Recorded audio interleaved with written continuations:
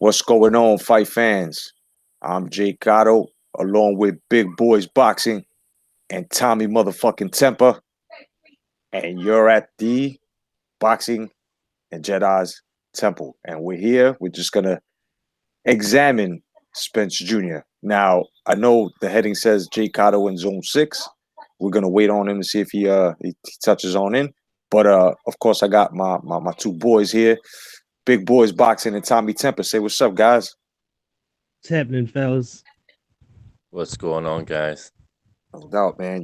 So it's the first time having him here. Very honored. Thank you for coming on, man. Thank you for your time as well. No, You know, thank you. Pleasure being here. yeah, definitely, guys, man, definitely. And I just want to let everybody know, man, you should subscribe to these gentlemen's channel. Tommy Temper, he's got comedy and boxing, footage and videos and shit that he puts up, as well as just basic videos Memes as as well, well. and memes. Yes, fucking memes. This guy's fucking crazy. Yeah, check him out. And Big Boys Boxing, of course, always talking the boxing and just big boy boxing talk. You know what I mean? Nothing Yes, casual sir. there. So just go check out their channel, man. You guys want to say anything, man, before we get into this examining Errol Spence Jr.?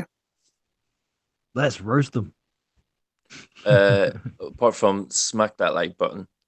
That's right. Snuff the shit out that. Yo, what's going on? Haplotype Zero, no doubt the OG. Why are you not a mod? What? I gotta turn you into a mod. Hold up 1 second, brother. You know what it is? You weren't around when I was giving them out, brother. You was doing the big boy thing, which is responsibility. But I got you though. I got you. I got you. So yeah, man. I'd like to say peace to everybody that's on the check-in right now. Let's see. Let's go down this list. Haplotype Zero, of course, is here. Big Boys is with us. Rival Boxing, no doubt. Boxing Talking News. What's going on, brother? My man, Hybrid 9 to 5. Peace to you guys, man. And Abdul Wakil. What's going on, Abdul? No doubt, man. So let's just get busy with the facts. Let's talk about this. Let's talk about this Errol Spence Jr. guy. Duke Golden, what's going on, brother? No doubt. You need a wrench, no doubt. Of course, bro. You one of the originators, man. Everybody go check out Duke Odin. Go check out his channel, man. And my man Haplo gets a saber as well. They're not called wrenches though, guys. They're called sabers. You guys are Master Jedi's. No doubt. There we go. Let's see. No doubt. All right, so let's talk about Errol Spence Jr., man. This is a topic that I really needed Zone 6 on this, man. I hope he got the invite. I've been sending it again. But he came out of nowhere, man, with this. He just called me and was like, "Yo, Cotto." I was like, "Yo, what's going on, 6?" He was like, "Yo, check it, man. Why Errol Spence Jr." Just straight off the top like that, fellas. Why Errol Spence Jr. is not fighting this motherfucker? Blah, blah, blah. I was like, you know what? We were talking for a bit, and then I was like, you know what? Save that energy. Let's go live with that. So I'm waiting for him to get on. But I want Tommy Temper, man. Why do you think Spence Jr. is not well, first of all, the date was pushed, but now it's like, something's up now. Like, what's going on with Errol Spence Jr., brother? Well, he's either waiting out for a big money fight with Canelo, Uh, or he, from what I understand, the contract's already been signed, but has it been signed by both parties? That I don't know. wow. Wow. Okay. Holy shizzle. Big boys. Yo. What do you think, man? Yeah, I think since Errol Spence got a taste of that pay-per-view against Mikey, he seems to think he's the man. But it doesn't seem to be sinking in that a lot of the pay-per-views that were bought for that fight were due to Mikey and the Mexican fans. So, I think he's a little bit delusional about what's going on at the moment, and he's trying to hold out for a bit more money to fight Porter. Right, right. Yep. I hear that, man. I see it like this, fellas. I gotta call a spade a spade. Think well, I did call this a while back. I said that before Errol Spence Jr. fights Terrence Crawford, he rather move up and fight a Canelo.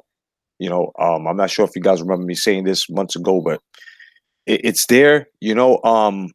I was afraid of this because now it messes it's gonna mess things up. Along the scale with the Terrence Crawford fight, so we can't really look at that. It also messes things up with the unification slot as well. Shit, man. This is something. This is why I call golden showers promotions box blockers, because they did the shit with Cullum Smith. He was supposed to go up against Rocky Fielding right after the the WBSS and shit, and they cock blocked. Now they took the Rocky Fielding fight. This guy was left with no one. So this is the worst of it, fellas. What do you think, man?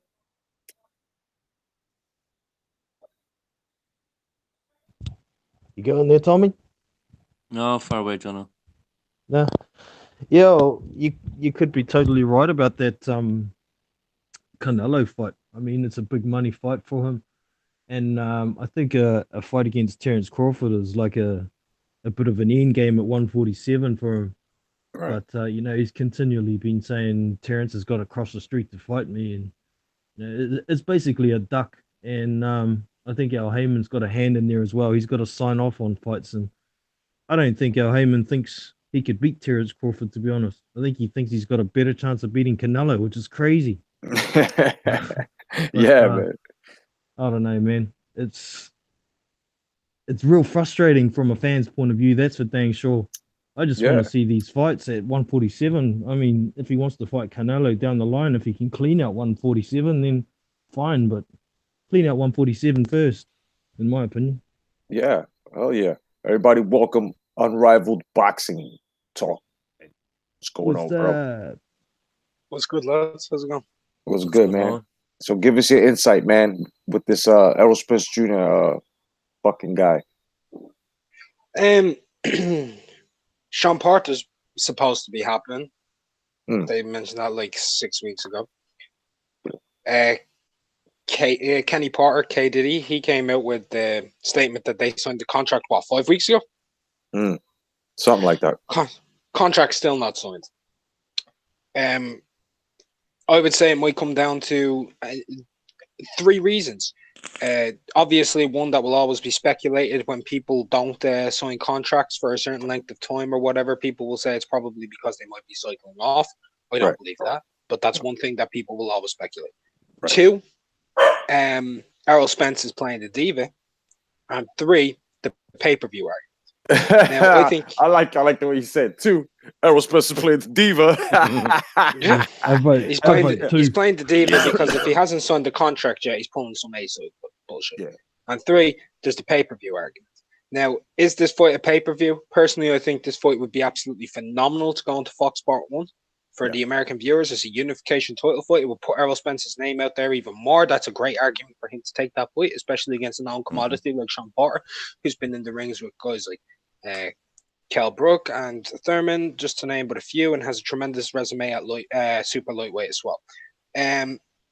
So that's the main thing. My biggest issue with it is obviously the fact that the fight isn't happening yet.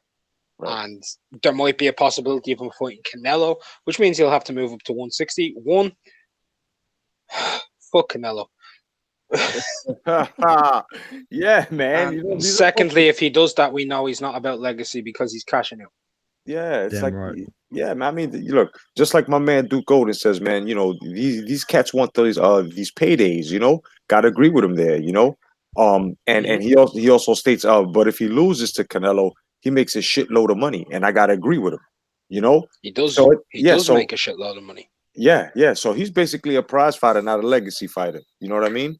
And that's kind of it's sad, man. I mean, this is what boxing is. Boxing entertainment, right? Well, if he goes and beats Sean Porter on Fox Sport 1, right? Fox Sport 1, it has a lot of viewers. A lot of viewers. He builds his profile tremendously. Oh yeah, definitely. A unification world title fight on Fox Sport 1 could do 1, 2, 3 million viewers.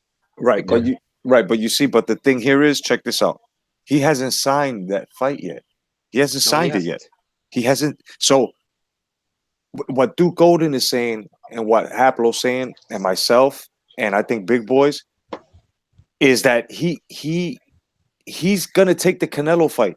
He's not gonna fight Sean Porter. This is why I'm pissed off. I'm so like I know he's gonna go that route, man. You know what I mean? I just feel he's gonna go that route. I personally hope he doesn't.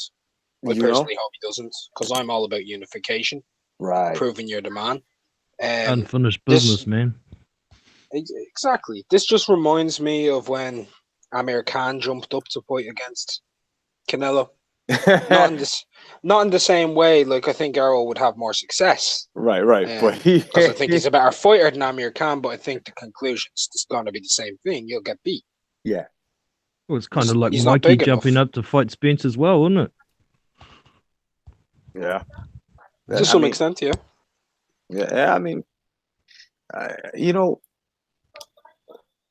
what do you guys see in that fight against Spence and Canelo? I see Canelo imposing his size, and as much as, you know, most Errol Spence Jr. fans want to make him sound very elite, you know, against a Canelo, and I'm sorry, man, I see from the 4th round on, Canelo kid down. Yeah. And he doesn't have this. He doesn't have Canelo power, man. Canelo's power, like, you know what I mean.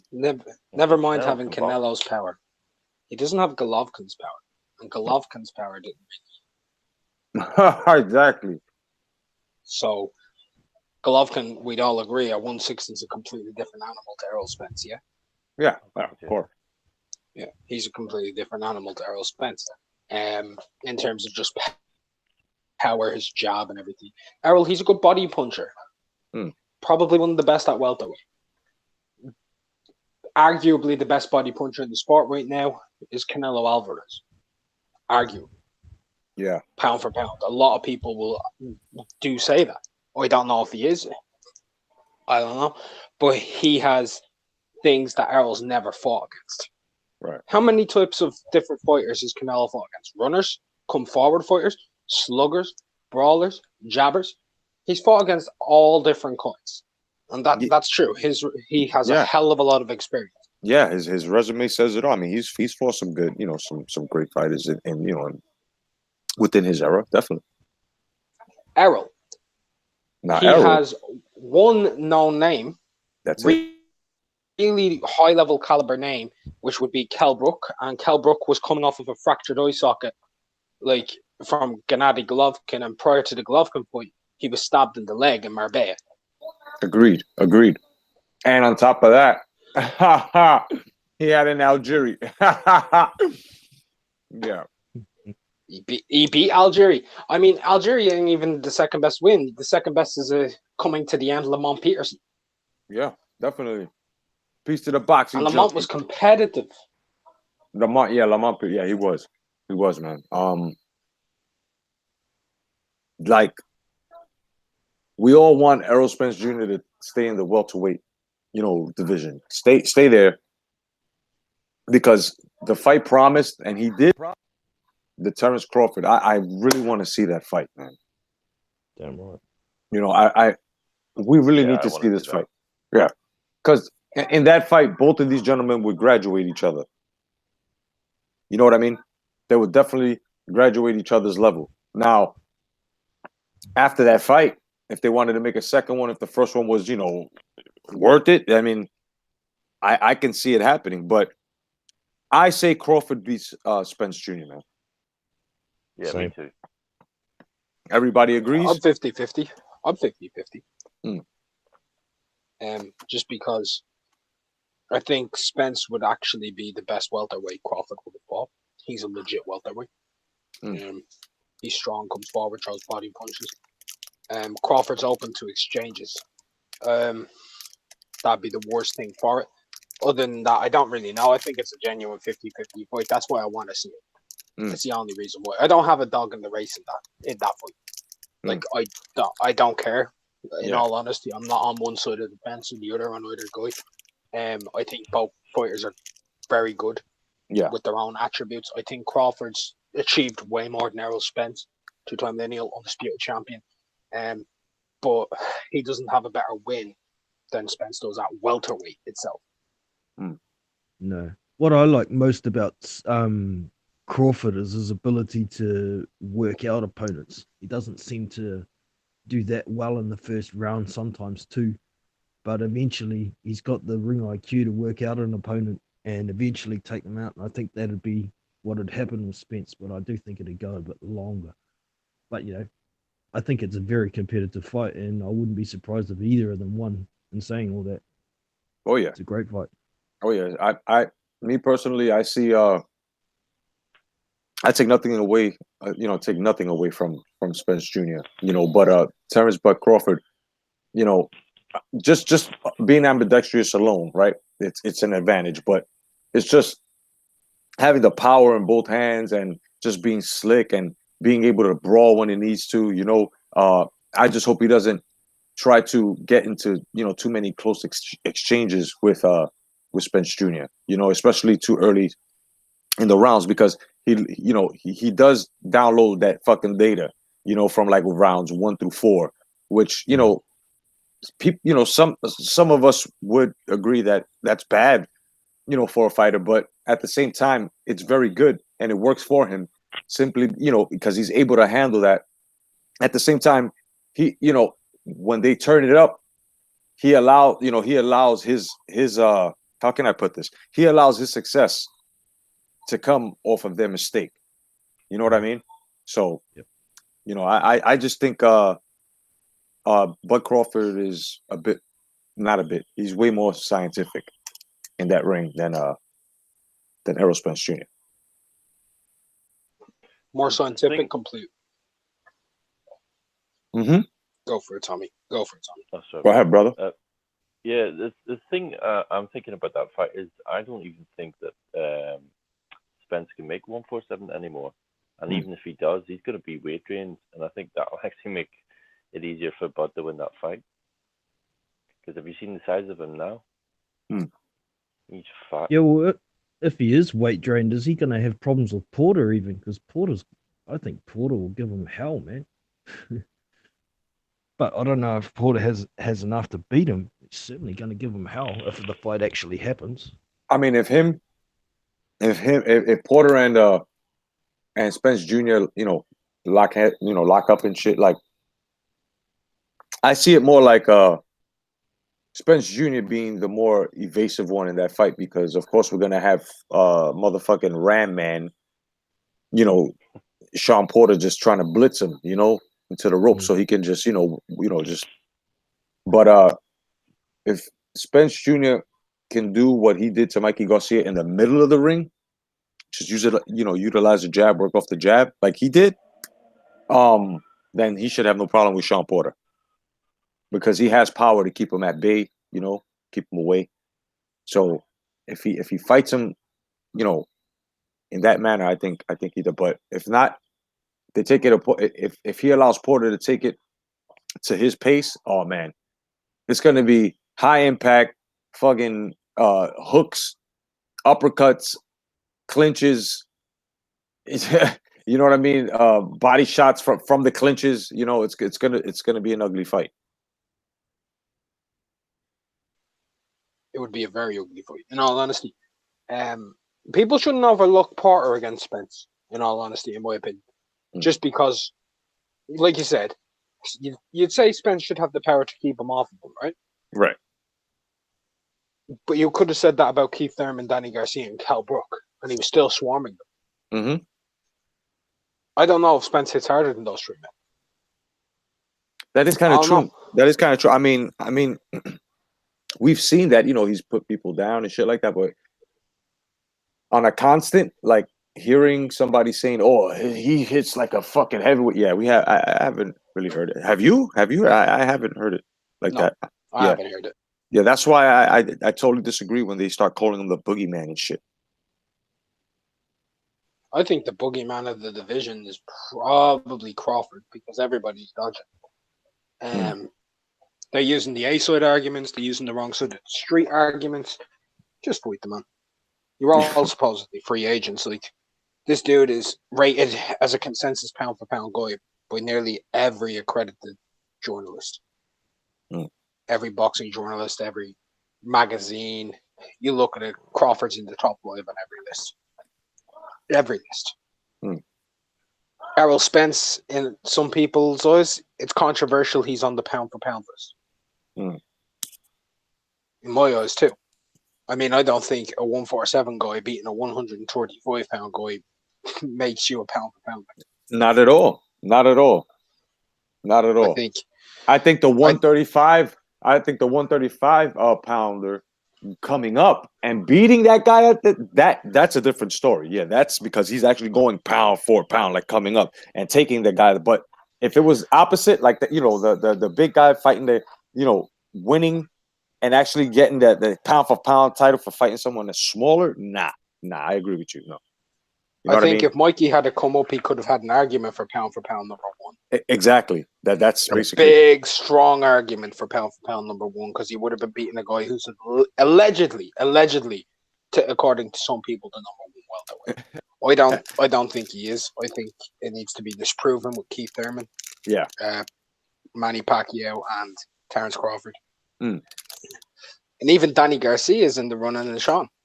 Danny Garcia against Errol Spence, gentlemen, I think would be a fantastic fight. Beautiful. I think it would be beautiful. Let's put on the rubber gloves. Let's go into this cadaver and let us start examining. Yes, gentlemen. See, this is what I'll talk about. How would that fight play out? Go ahead. Please do the honors, brother. Yeah, well, Errol Spence, he comes forward, he pivots side to side. Right. He pivots side to side on his right foot, going backwards, coming forwards. He kind of tends to lean off of his punches sometimes. Whereas Danny Garcia, he has that classic Philadelphia style where he looks at your feet. And one of Errol Spence's key ingredients to getting into the inside is how he pivots on those feet to get on top of you. Right. When we seen him against Kell Brook, every time Kell Brook paid attention to his feet in the earlier rounds, he was able to get outside. And Kell's not as devastating with that type of watching as Danny Garcia is. Danny Garcia completely watches your feet. It's a classic Philadelphia thing, a la Bernard Hopkins and others. I think it's a very good fight. I would favor Errol Spence just because we've seen Danny in his biggest fights capitulate a bit. Right. But Danny Garcia has enough power. He's growing into the weight very well over the last few years. And he has that left hook. Yeah. And he could throw that motherfucker, but but it's I don't know. It's kind of I don't know, man. I mean, Danny Garcia, he hasn't impressed me. He has, even on his comeback. I think Spence Jr. beats the dog shit out of Danny Garcia. That's fair. It's very fair. But if you look at how Danny fought against what was his name, Adrian Granados, the last fight, he beat the dog shit out of Adrian Granados. I haven't seen Danny fight with that much spite ever. He was pissed, and nobody's done that to Adrian Granados. Nobody's beat the crap out of him, but he lit it. It was like watching Joe Joyce against Lenroy Thomas. He just threw bomb after bomb after bomb until it was just like, this is over. Just stop it. The dude's going to end up in a hospital. They just had to stop that fight. It was just viciously devastating. So that's where, if Danny comes with that type of aggression against Errol Spence, we seen when Errol Spence dealt with aggression in the first few rounds against Kell Brook, he struggled. Yeah, he did. And when Errol has time off in between fights, like with Kell Brook, I think he had like 11 months. When was his last fight? When was Errol's last fight? Mikey? Mikey, yeah. What month was that? Was that December, January, February? I think it might have been January. That's 5 months ago. If he doesn't fight again until, let's say, it was meant to be August, that fight hasn't even been signed yet, so we're looking at September, October. So let's say it's October, that's 9 months. He's going to be going in there with Sean Porter, who only about 6 weeks ago was fighting against Ugas, who's kind of like a lower key version of Errol Spence. Tall, long, likes to throw shots to the body, comes at you. You would reckon Sean could cause him problems, and you reckon Danny being more active as well could cause him problems. Errol's inactivity is ballooning away, as Tommy suggested earlier. His body composition outside of fights is that of a Teletubby. He needs to sort himself out. He really does. He's not as committed as a top tier fighter should be, and that's the biggest issue I have with Errol Spence. He has a hell of a talent. He does have a hell of a talent, but this inactivity, the ballooning in weight, we've seen it. History's shown us that it capitulates fighters at a faster rate. Gotcha. Agreed. Gotcha. So Danny Garcia with spite, he could cause him problems. He could get his shit knocked out. Yeah, obviously, Errol Spence is a very, very good fighter. I mean, anybody could lose to Errol Spence in this division, but any of those guys, I think any of those guys can beat him. That's why I don't like the Canelo fight, because I think Canelo beats the dog shit out of Errol Spence after the first 3 rounds.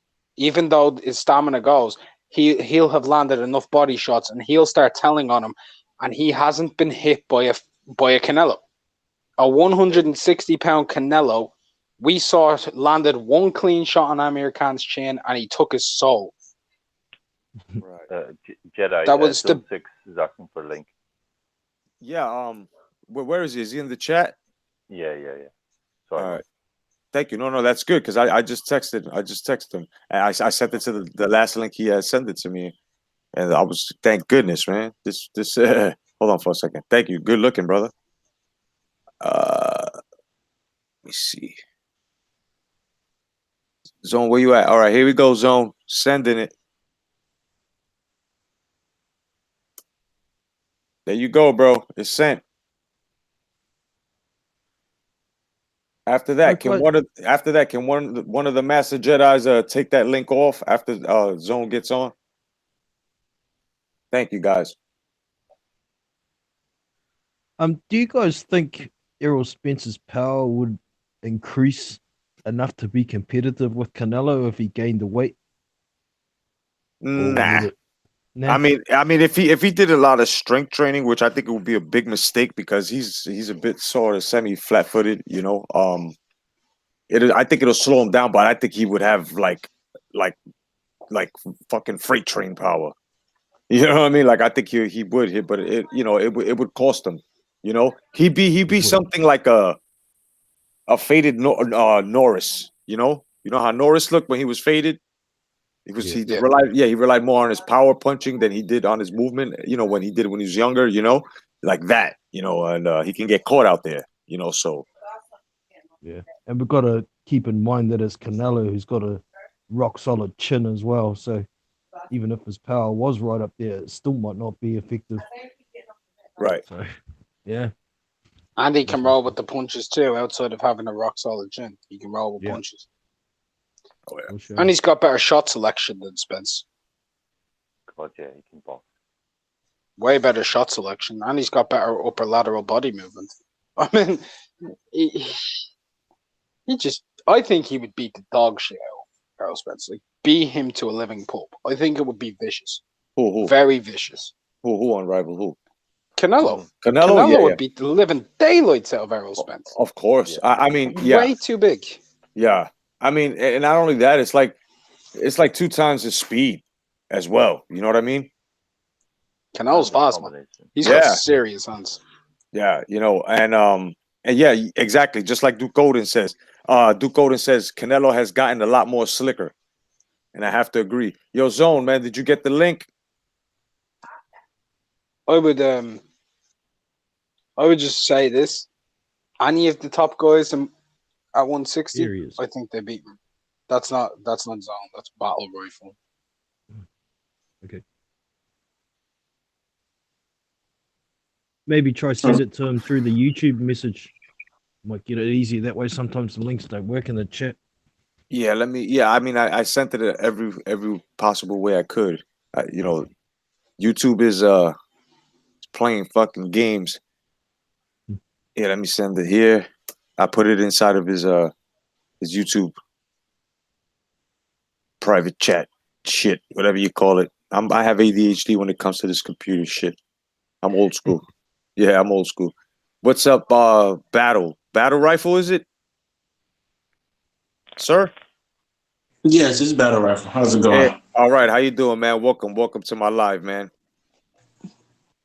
Thanks for having me, man. Oh, you're welcome, brother. Thank you for coming, man.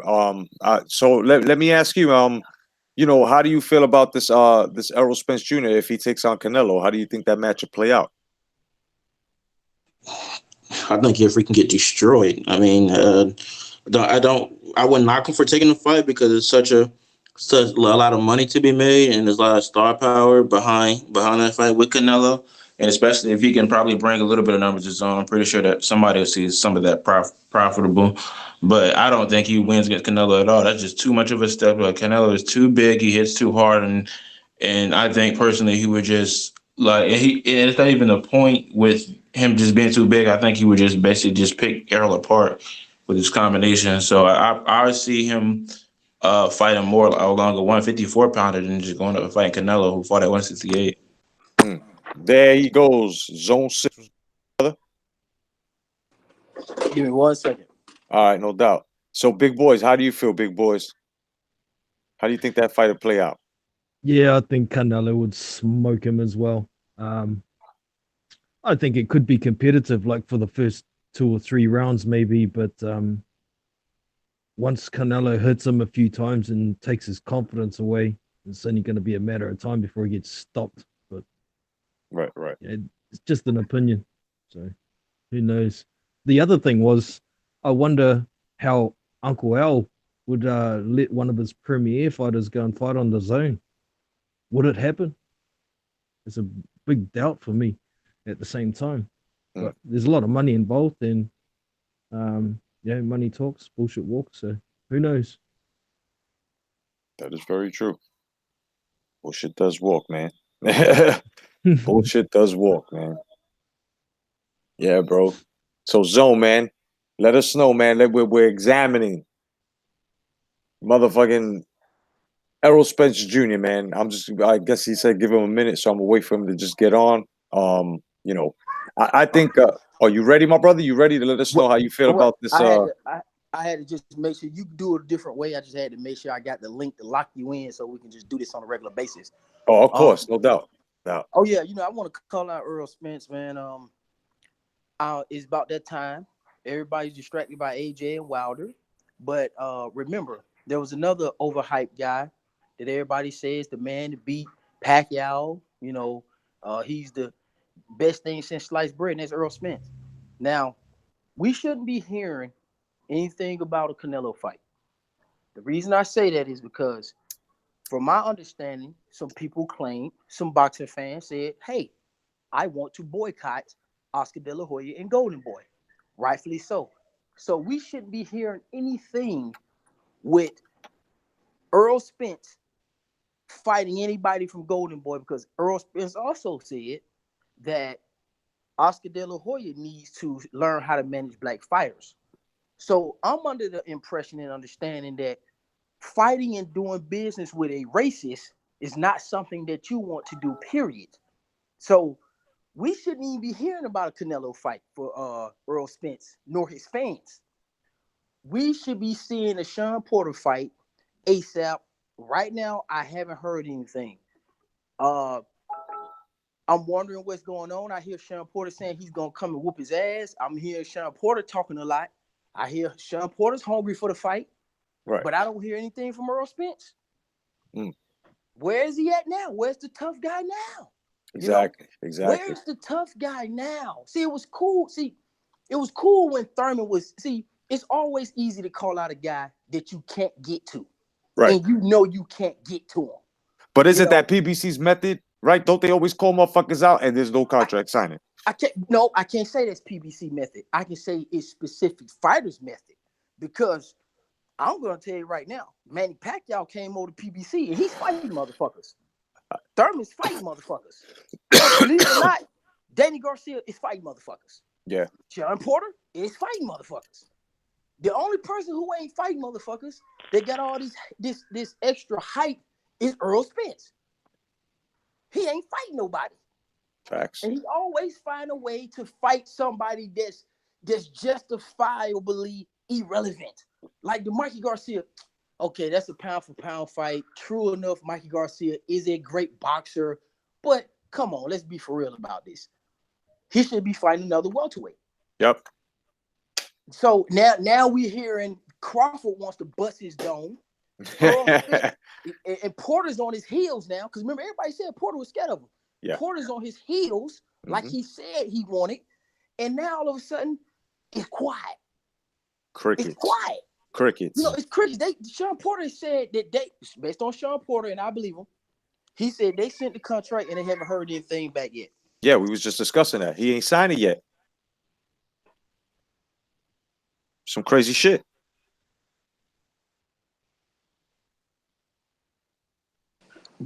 So what I seen was this. I'm gonna tell you something else that let me know he's ducking. When Sean Porter and Kenny Porter said, "Hey, we wanted to fight Errol Spence instead of Ugas," and people thought that it was false or whatever the case may be. Yeah, I believe Kenny Porter because you don't admit that you don't want to fight Ugas, and you say, "Hey, we didn't want to fight Ugas." This is what Sean Porter and Kenny Porter said. "Hey, man, that was a risky fight. We wanted to go straight for Errol Spence." Then Errol Spence, "Oh no, they wanted to fight Ugas." Then Sean Porter made a good point. He said, "Man, would you rather fight me or would you rather fight Mikey Garcia for a big fight on pay-per-view?" Right.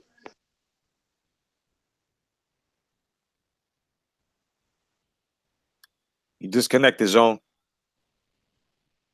No, I'm not disconnected. I'm here on mute. Y'all sound clear. I just muted myself if somebody want to jump in. Oh, okay. Big boys, want to jump in on this?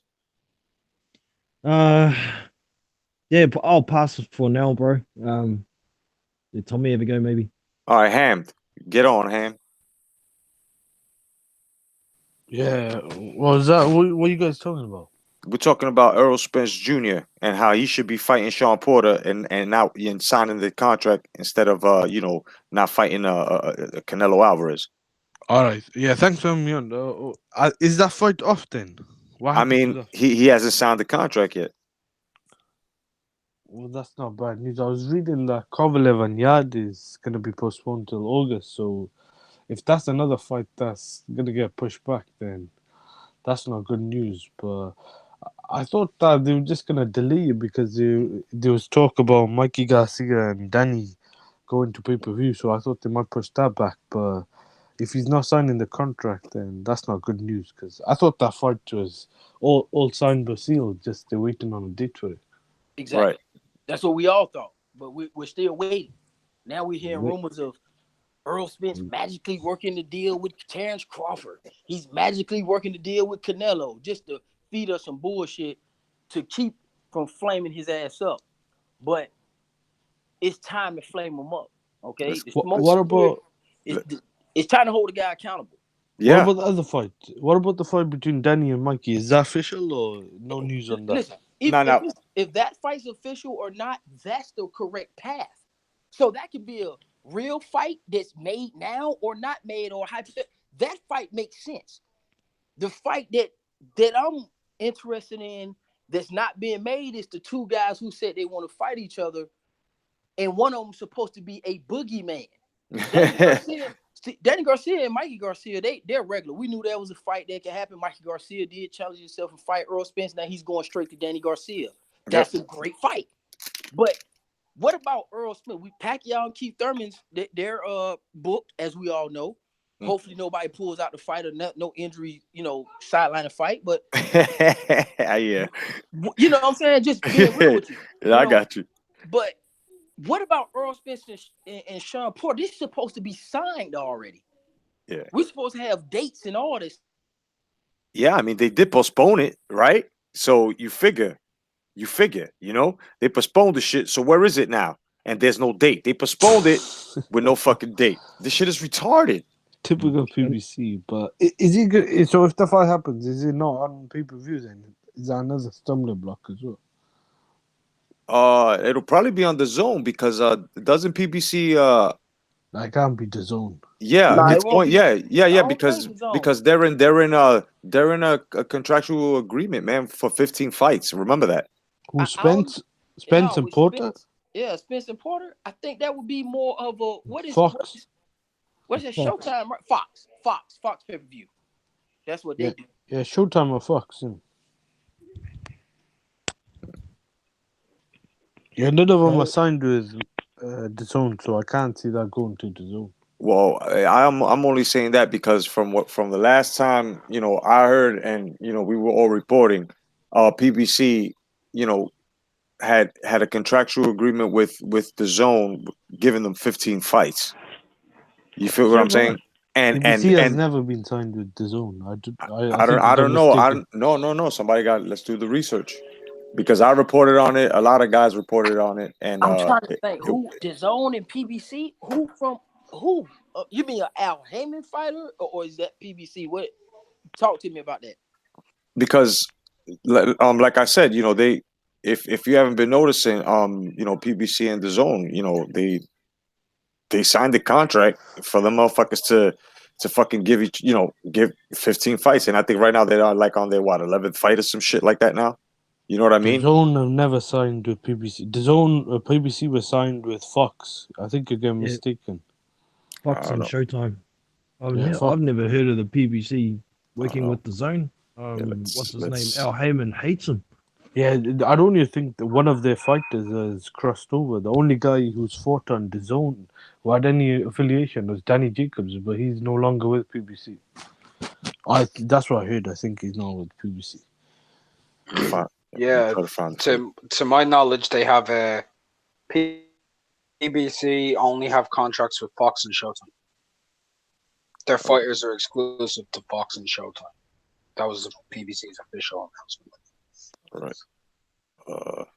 You see, DAZN have contractual agreements with Matchroom USA and Golden Showers, and Top Rank is with ESPN.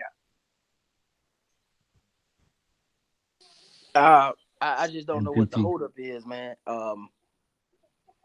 I just think that's a curious case of Errol Spence. I think he's missing as far as the welterweight division, especially with Keith Thurman about to fight Pacquiao. Yeah. Right.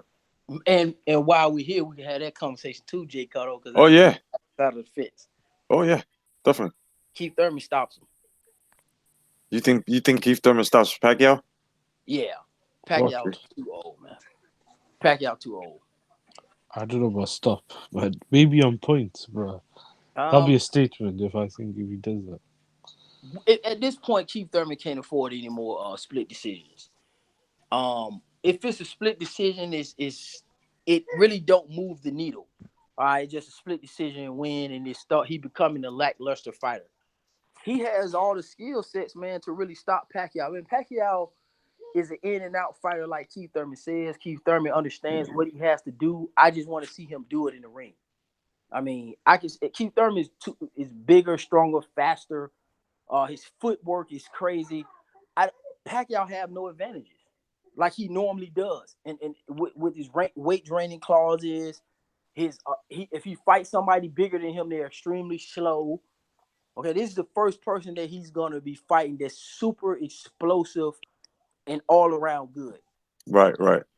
I mean, Mayweather, you could say Mayweather, but we know Mayweather's like to shell up and sit there and do nothing. You know what I'm saying? Keith Thurman actually does stuff. And the last person I think he might have faced that was explosive like that was a Shane Mosley, but that was after the fact that they seen Shane Mosley kind of slow down a little bit, because originally they did not want to fight Shane Mosley. After he fought Margarito, Pacquiao was like, absolutely not. We got to drain this guy down to 144, and it would happen. After Shane Mosley lost, then Pacquiao decided to, challenge Shane Mosley. So don't forget, Pac has had some advantages. He's weight drained some people down, throughout his career. So a full-fledged welterweight with no weight clauses, rehydration clauses, no magical stipulations.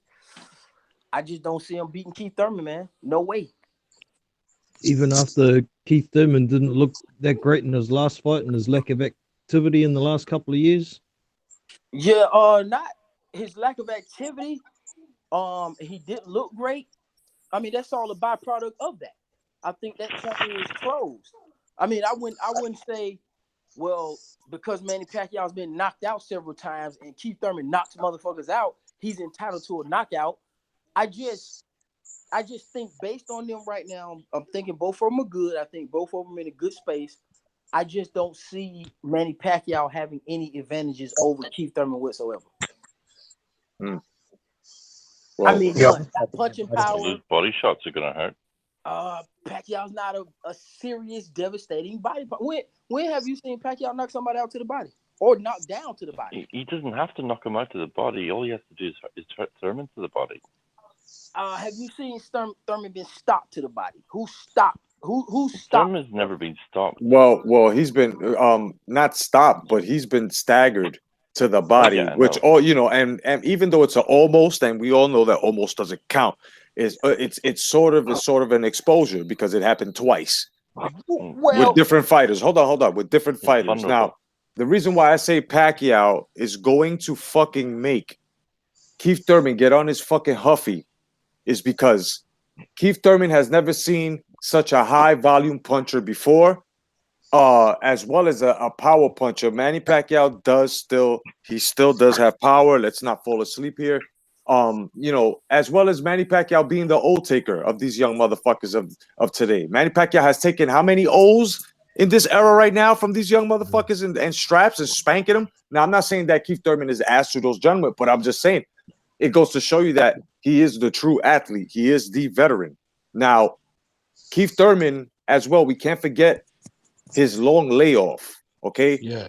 He didn't look too well against a fucking Josecito fucking Lopez, bro. The fucking tapioca king, son. Like, what the fuck? Right? So we got to look at that as we can't even use that as a measuring stick, but I'm just saying the opposition. Who did Pacquiao fight recently? Broner, Jeff Horn. Okay, Matisse. You feel me? But they suck though. No, but I'm just saying. No. We can't say this. We can't say this because if we compare top 10 welterweight, so you can't say this. Lopez wasn't even a top 10 welterweight at the time. Man. Right, but I don't know if Broner beat Lopez. No, I can say I can agree with you on that. I'm not including Broner, but I'm including the other two. Matisse? Yeah. I don't know if Matisse beats Josecito Lopez. Jeff Horn. And Jeff Horn spanked Pacquiao. You know, people try to make excuses for Pacquiao. Jeff Horn split. He put them hands on Pacquiao. Jeff Horn's tough though, man. Jeff Horn was UFC fucking Pacquiao. That was bro. a toy fight. Yeah. That was a close fight, dude. I can tell you this. He gave him problems, and I don't like the triangle theory. I'm just basing it off the layoff chapter is closed. Like he's had a fight since the layoff, so the layoff is done now. You understand? Like you can't continue to say the layoff. The layoff applied to Josecito Lopez, who took advantage of the layoff. But you went life and death, Lopez. You're not. It was just one round. Okay, so let's. I thought it's more than one. Right? It's about two or three rounds. Keith Thurman did bust his jaw and put him on his goddamn ass. Okay, let's not forget that. That was a close fight, too. Shit. I seen one round that Josecito Lopez looked absolutely great in, and that was the 7th. He was running after him for about 2 or 3 rounds. You could have scored that a 10-8 round if you wanted, but I didn't see any other trouble outside of that for Keith Thurman. Yeah, Thurman won the fight, but I thought Lopez won about 5 rounds, and he hurt him in one of the rounds. I'll say 2. I'll say they're definitely big. I don't know about that. And then the round afterwards, because the momentum continued. But before that, Keith Thurman was beating him thoroughly. He had knocked him down and was dominating the fight up until the 7th round. And he got rocked and rocked pretty bad. I agree with you. That round was absolutely terrible. And the round after that, he had to get his wits. So I give you Josecito Lopez those 2 rounds. But I mean, that's it. But I've never seen Keith Thurman. Can you guys hear me? Can I chime in? Go ahead. Yeah, go ahead, brother.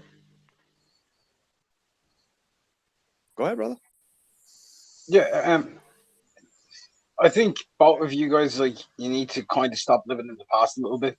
No offense, but when you mentioned that Pacquiao was like an old taker, last all he took was 5 years ago. When you start talking about Keith Thurman knocking people out, last time he stopped somebody was a retirement 4 years ago.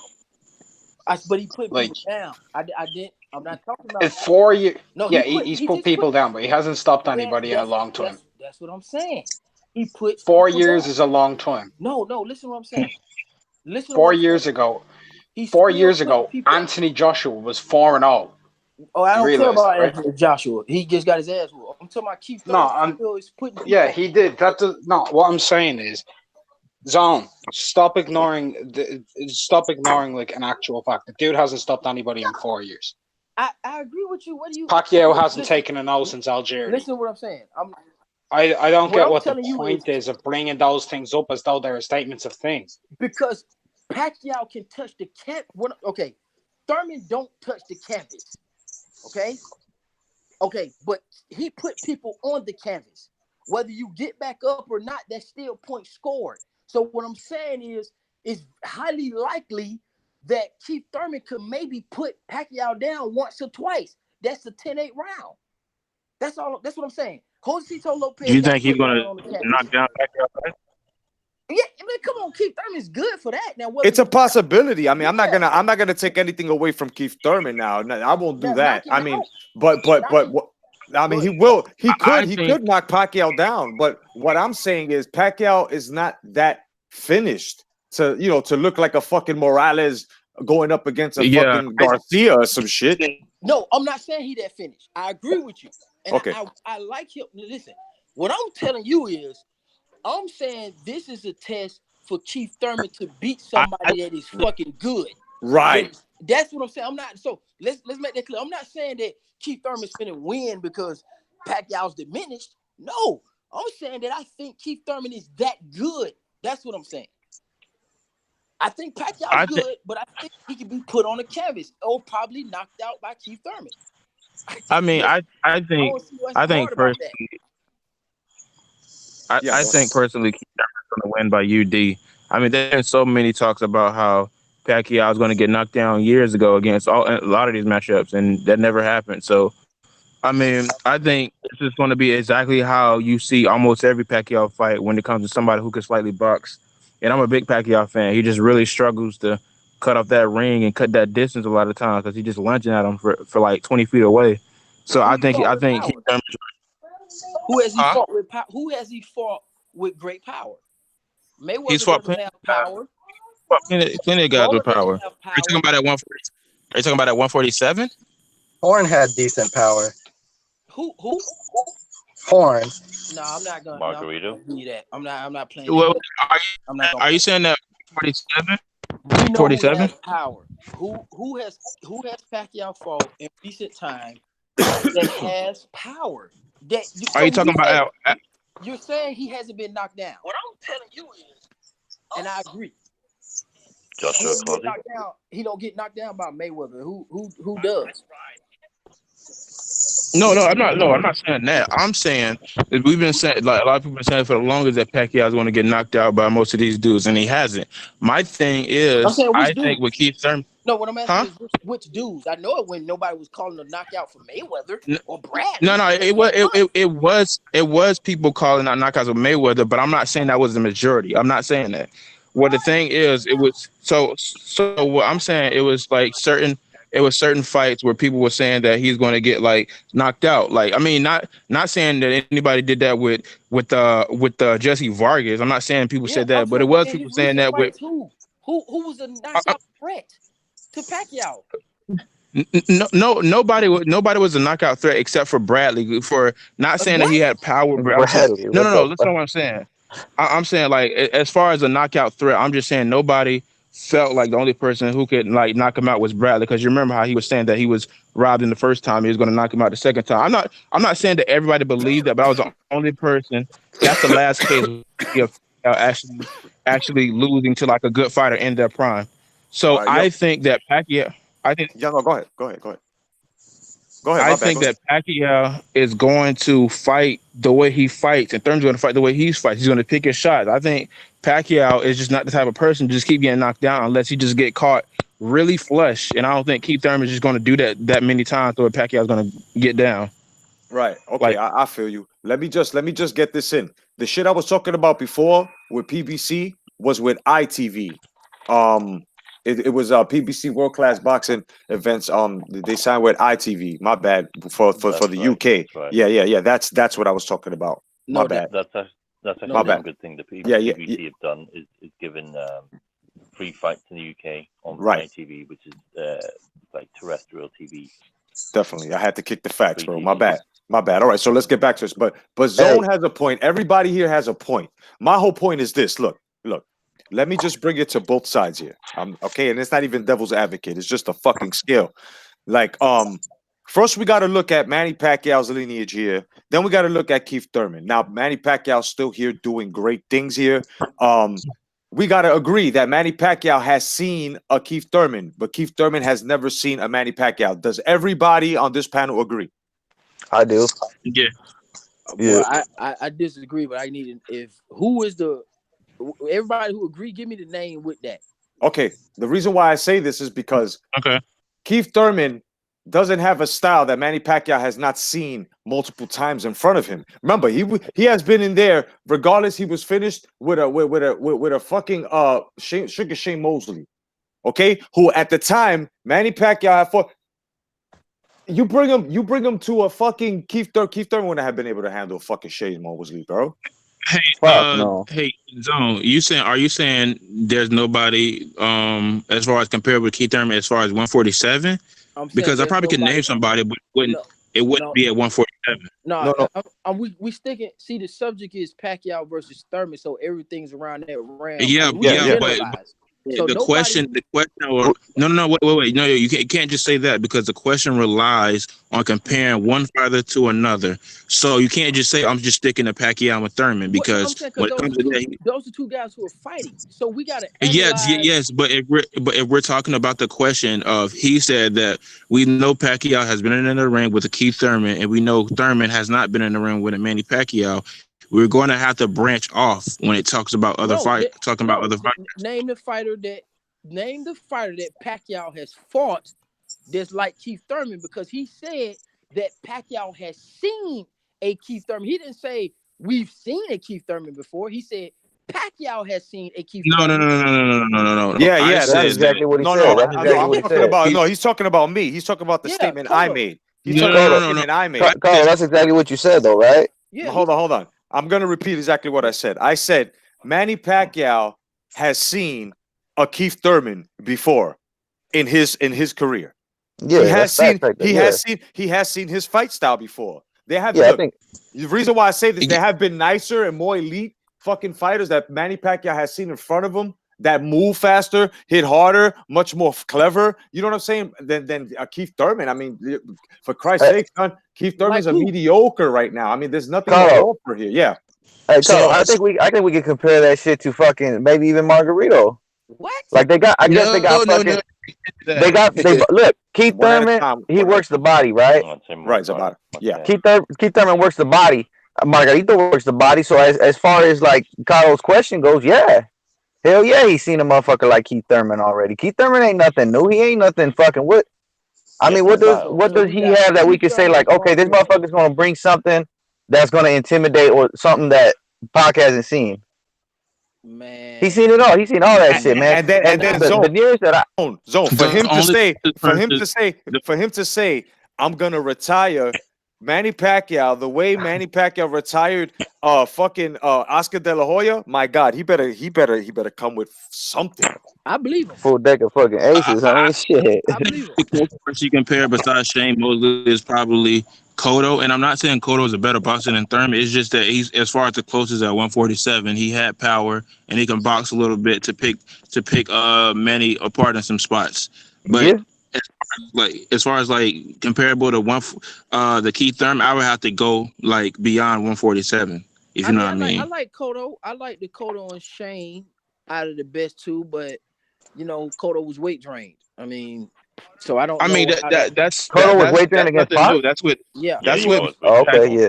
But I got some clean ass footwork, bro. I can't just do that. Oh, he was weight drained. That's what. I mean, if you know that, that's what most Pacquiao's opponents. Well, yeah, that's nothing new. So weight draining and weight bullying is a reality. I mean, I'm just. Of course, I'm not denying that. It's just that when you're talking about. if you're talking about the people who fought Pacquiao, there were people that fought Pacquiao, but if we're looking at 147, you look at most of his opponents. Most of his opponents didn't come in at 147. They were fighting a catch weight, so we can't just. Yeah. Right. And those No, were it wasn't most of his opponents. It was some of his opponents. At 147, No. he's saying most. Most of his opponents at 147 did not fight at 147. So I was just saying that that's what most of it. I would agree with that statement. Yes. What you mean, Shane? Like who? You talking about Shane? What do you mean Moses? What do you mean they didn't fight it? Like Cotto, Algeria. Oh, you have Margarito. You have No. Margarito, that was at 151. No, hold on. You said Cotto. I'm sorry, but that wasn't welterweight. You said Cotto wasn't a true 147. What do you? I don't know what you. No. Most of the fights weren't at like at 147, like at the dot. You know what I mean? Right. Like Danny Garcia. Yeah. And Peterson fought at 147, but not officially at 147. Right. They fought at 144. Right. You get what I mean? Thurman won't have a 144, 145, 146 stipulation. He gets to come in completely healthy and fully. You know, that's a big difference. I mean, when you cut weight, 2 to 3 pounds, 4 pounds make a huge difference, man. Yeah, we all know that. We know that. Yeah. Hell yeah. Hey, so are we gonna? Because I was hoping to hop on earlier, man. When you guys were talking about that whole Spence thing, you guys mind if I give my take on that? Because I gotta handle some shit real quick. Yeah. Okay, for sure. So, like, I mean, what you guys were saying about Spence is like the whole boogeyman shit and the whole fucking like, you know, like certain individuals in certain platforms were you know, they were praising Spence like he was like the next big thing, comparing him to, you know, this, that, and the other. Yeah. But I mean, like, if you look at it from a business point of view and shit, like he should have never took that Porter fight. He should have been hopping on that next pay-per-view star, you know what I'm saying? Because he was being held to those standards and to that fucking you know, to that like stardom, if you may. So what I'm thinking is like homeboy should have took like a better fight and shit, because his resume isn't really all that. And I mean, this is another fucking Oscar de la Hoya fucking Floyd Mayweather situation, you know what I'm saying? Oscar de la Hoya handed Mayweather the torch, whatever the fucking situation may have been, but he should have ran with that. He should have continued to fucking take some solid opponents and continue to take something. I mean, I think something more pay-per-view worthy for his next fight versus jumping back to Porter, because I mean, I fuck with Porter, but I mean, he ain't really, you know what I'm saying? He ain't really out there like that. He don't really got a fan base like that, because again, certain individuals and certain platforms don't fuck with Porter that much either. So it's like, this is going to be one of them fights where it's going to be like, man, yeah, this is just another fight. This is just another Saturday night fight. That's it. If he and I mean, if he fights Canelo, he dies. I'm telling you, if he fights Canelo, he dies. That's all I'm saying. If who fight who? If Spence fight Canelo, man, he's going to die. Yeah, if he's fighting for real. If Spence fight who? Canelo. He won't take that fight. First and foremost, he won't take that. I said that. Yeah, definitely. I said that. If he fights Canelo, you man, I'm telling you, you're gonna see a decapitation in the ring, bro. It's been. I've heard a couple of people. There's this one dude I know. I respect him. And it's knock out Canelo. I'm like, bro, that day that fight announced, I'm be hitting up your phone, hitting up your hangout, like, hey, that's bet. Oh, you. I'm telling you, bro. The day that fight is signed, I'm telling you, I'm betting on that. I don't care if Mayweather. I don't care if Spence moves up in 5 years with Canelo out of his prime. I'm betting on that. Bet on who? He got Canelo, like I do. Oh, okay. He got Canelo. Yeah. Well, I mean, that would be the. That'd be the most reasonable pick right there, because all that other shit is just. For him. Porter is a good gauge. I mean, he needs to clean up his division first. I mean, that's just straight up what it is. He needs to clean up the division. But he's a little bit heavier for that division, though, right? I mean, like, can we agree on that shit? I mean, I think dude can easily go up if he wanted to, because I mean, I don't even know if he's making that weight with ease. Well, if he's making the weight, he's making the weight. You know. Yeah, it don't matter. Yeah, you're right on that. It don't matter how he makes it. He's making this shit. Yeah, if he making a weight, he making a weight. I ain't gonna hold it against him. The day he start losing titles on the scale is when I'm gonna have a problem. Ross Clark. Bro, that's why I think this What's up, girl. y'all? What y'all doing? Ross Clark 222. What's going on? MOBC. Manny What up, bro? Pacquiao about to beat El DeBar's ass. Man. You heard up. You heard up. Gonna be a rhythm of the night. Dance up It's to over. the morning light. Oh shit! Call them out the Hey, bars, son. Zone. Yes, sir. You already know Manny Pacquiao gonna put that heat on him. Soon as he feel that punch, you're gonna see that ponytail running around the ring. Guaranteed. Man. Pacquiao playing his flute and shit. man. Let me tell y'all something. The last person, everybody that fight Manny Pacquiao, besides Jeff Horn, all fought like Marquez. Every last one of them. That's good observation right there. Yeah. That's some funny shit. I don't know, man. That's some crazy shit right there. He's right though. I mean, but Thurman does. I mean, look, I'm not taking anything away from him. The Thurman can do it. I just feel that his layoff and the performance, of his last fight, it's not a triangle theory. It's just he didn't do well again. So maybe he should have taken, like we were talking on my man Raphael Dawkins Boxing Talk Radio. Peace to you, my bro. We was talking about, cherries, maybe he should have one cherry before he met Pacquiao to warm up a bit. You know what I'm saying? Because God damn it, son. Nah, even man, though it's do that, Cotto. I understand. No, listen. The top. I understand. I understand. But what I mean here is really, really, truthfully speaking, bro, like men here, truthfully speaking, bro, do you think off of Keith Thurman's last performance, which you should take into account, especially against Pacquiao, the veteran elite, the threat, the original threat, the fucking threat at 147, besides Terrence Crawford, you gotta understand. Do you think he's actually going to pull something off, Manny Pacquiao, based off of his and this is true to the heart, based off of his last performance zone? Yeah, I think so because this the difference. Okay. Pacquiao is not built lanky and long like a Josecito Lopez. If they had similar dimensions, it was Paul Williams, I'd be concerned. If this was, maybe even a Jeff Horn, I'd be like, you guys might have a point. But Pacquiao don't even fight like Josecito Lopez. There's going to be space and opportunity. Yeah. I mean, being real with you, I mean, he's not that long. Like Josecito Lopez is a long fighter, and he has that long overhand right. And if you notice, Keith Thurman's weakness or the punch that he do get caught with is the overhand right against lanky fighters. He had an issue with that with Soto Karass. Right. Pacquiao is not that type of fighter. Thurman might have a fight that look a certain way, and then the next fight it look a different way against a different fighter. He's versatile like that. All right. So let's just compare stature of fighters. Let's do Corrales versus damn, man, who the fuck was it there? I fucking forgot his name. I just had it, man. Somebody on Corrales' resume? No. Yeah.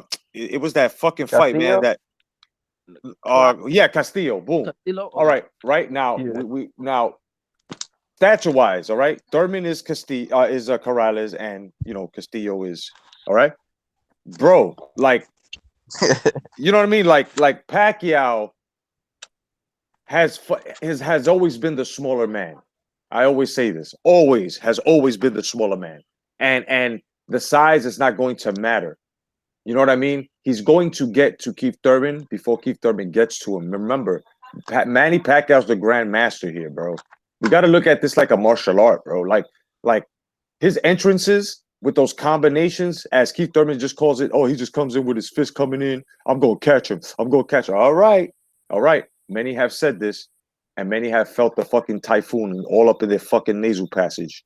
You know what I mean?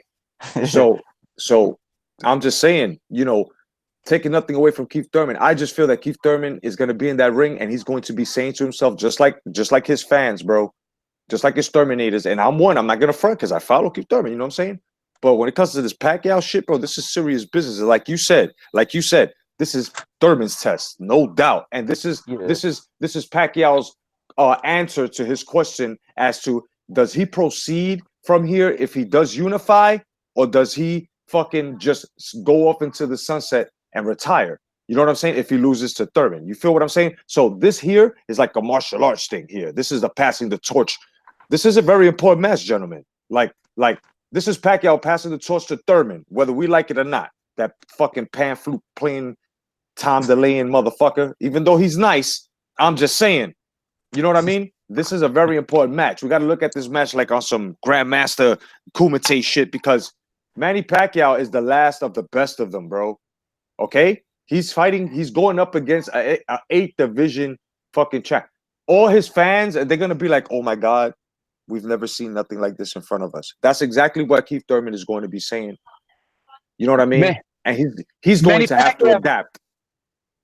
Yeah, go ahead. Manny Pacquiao is the last greatest fighter in the last 20 years. And he finna get stopped by the new greatest fighter of the next 20 years.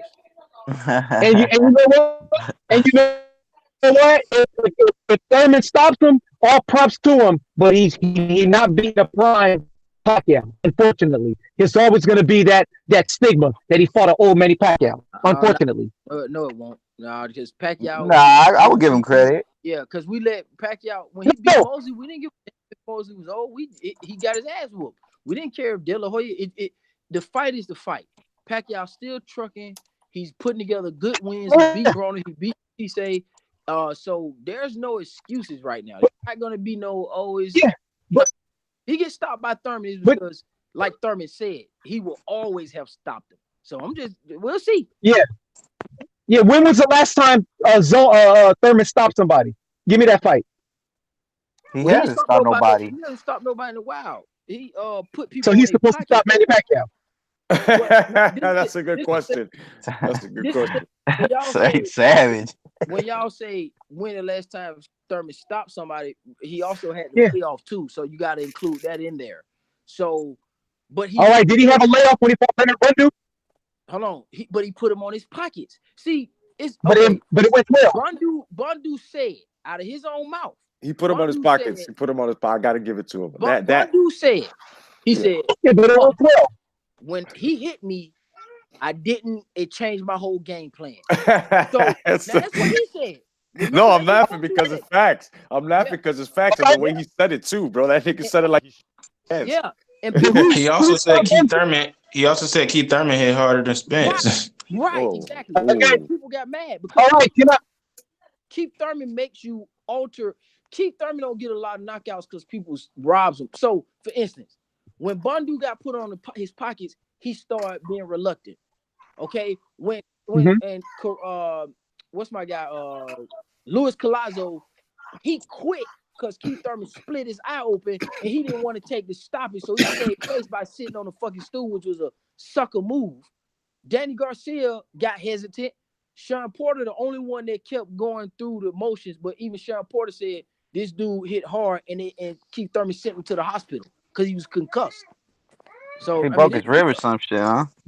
Man, we talking real deal power, man. All right. Yeah, but Pac has seen that power though.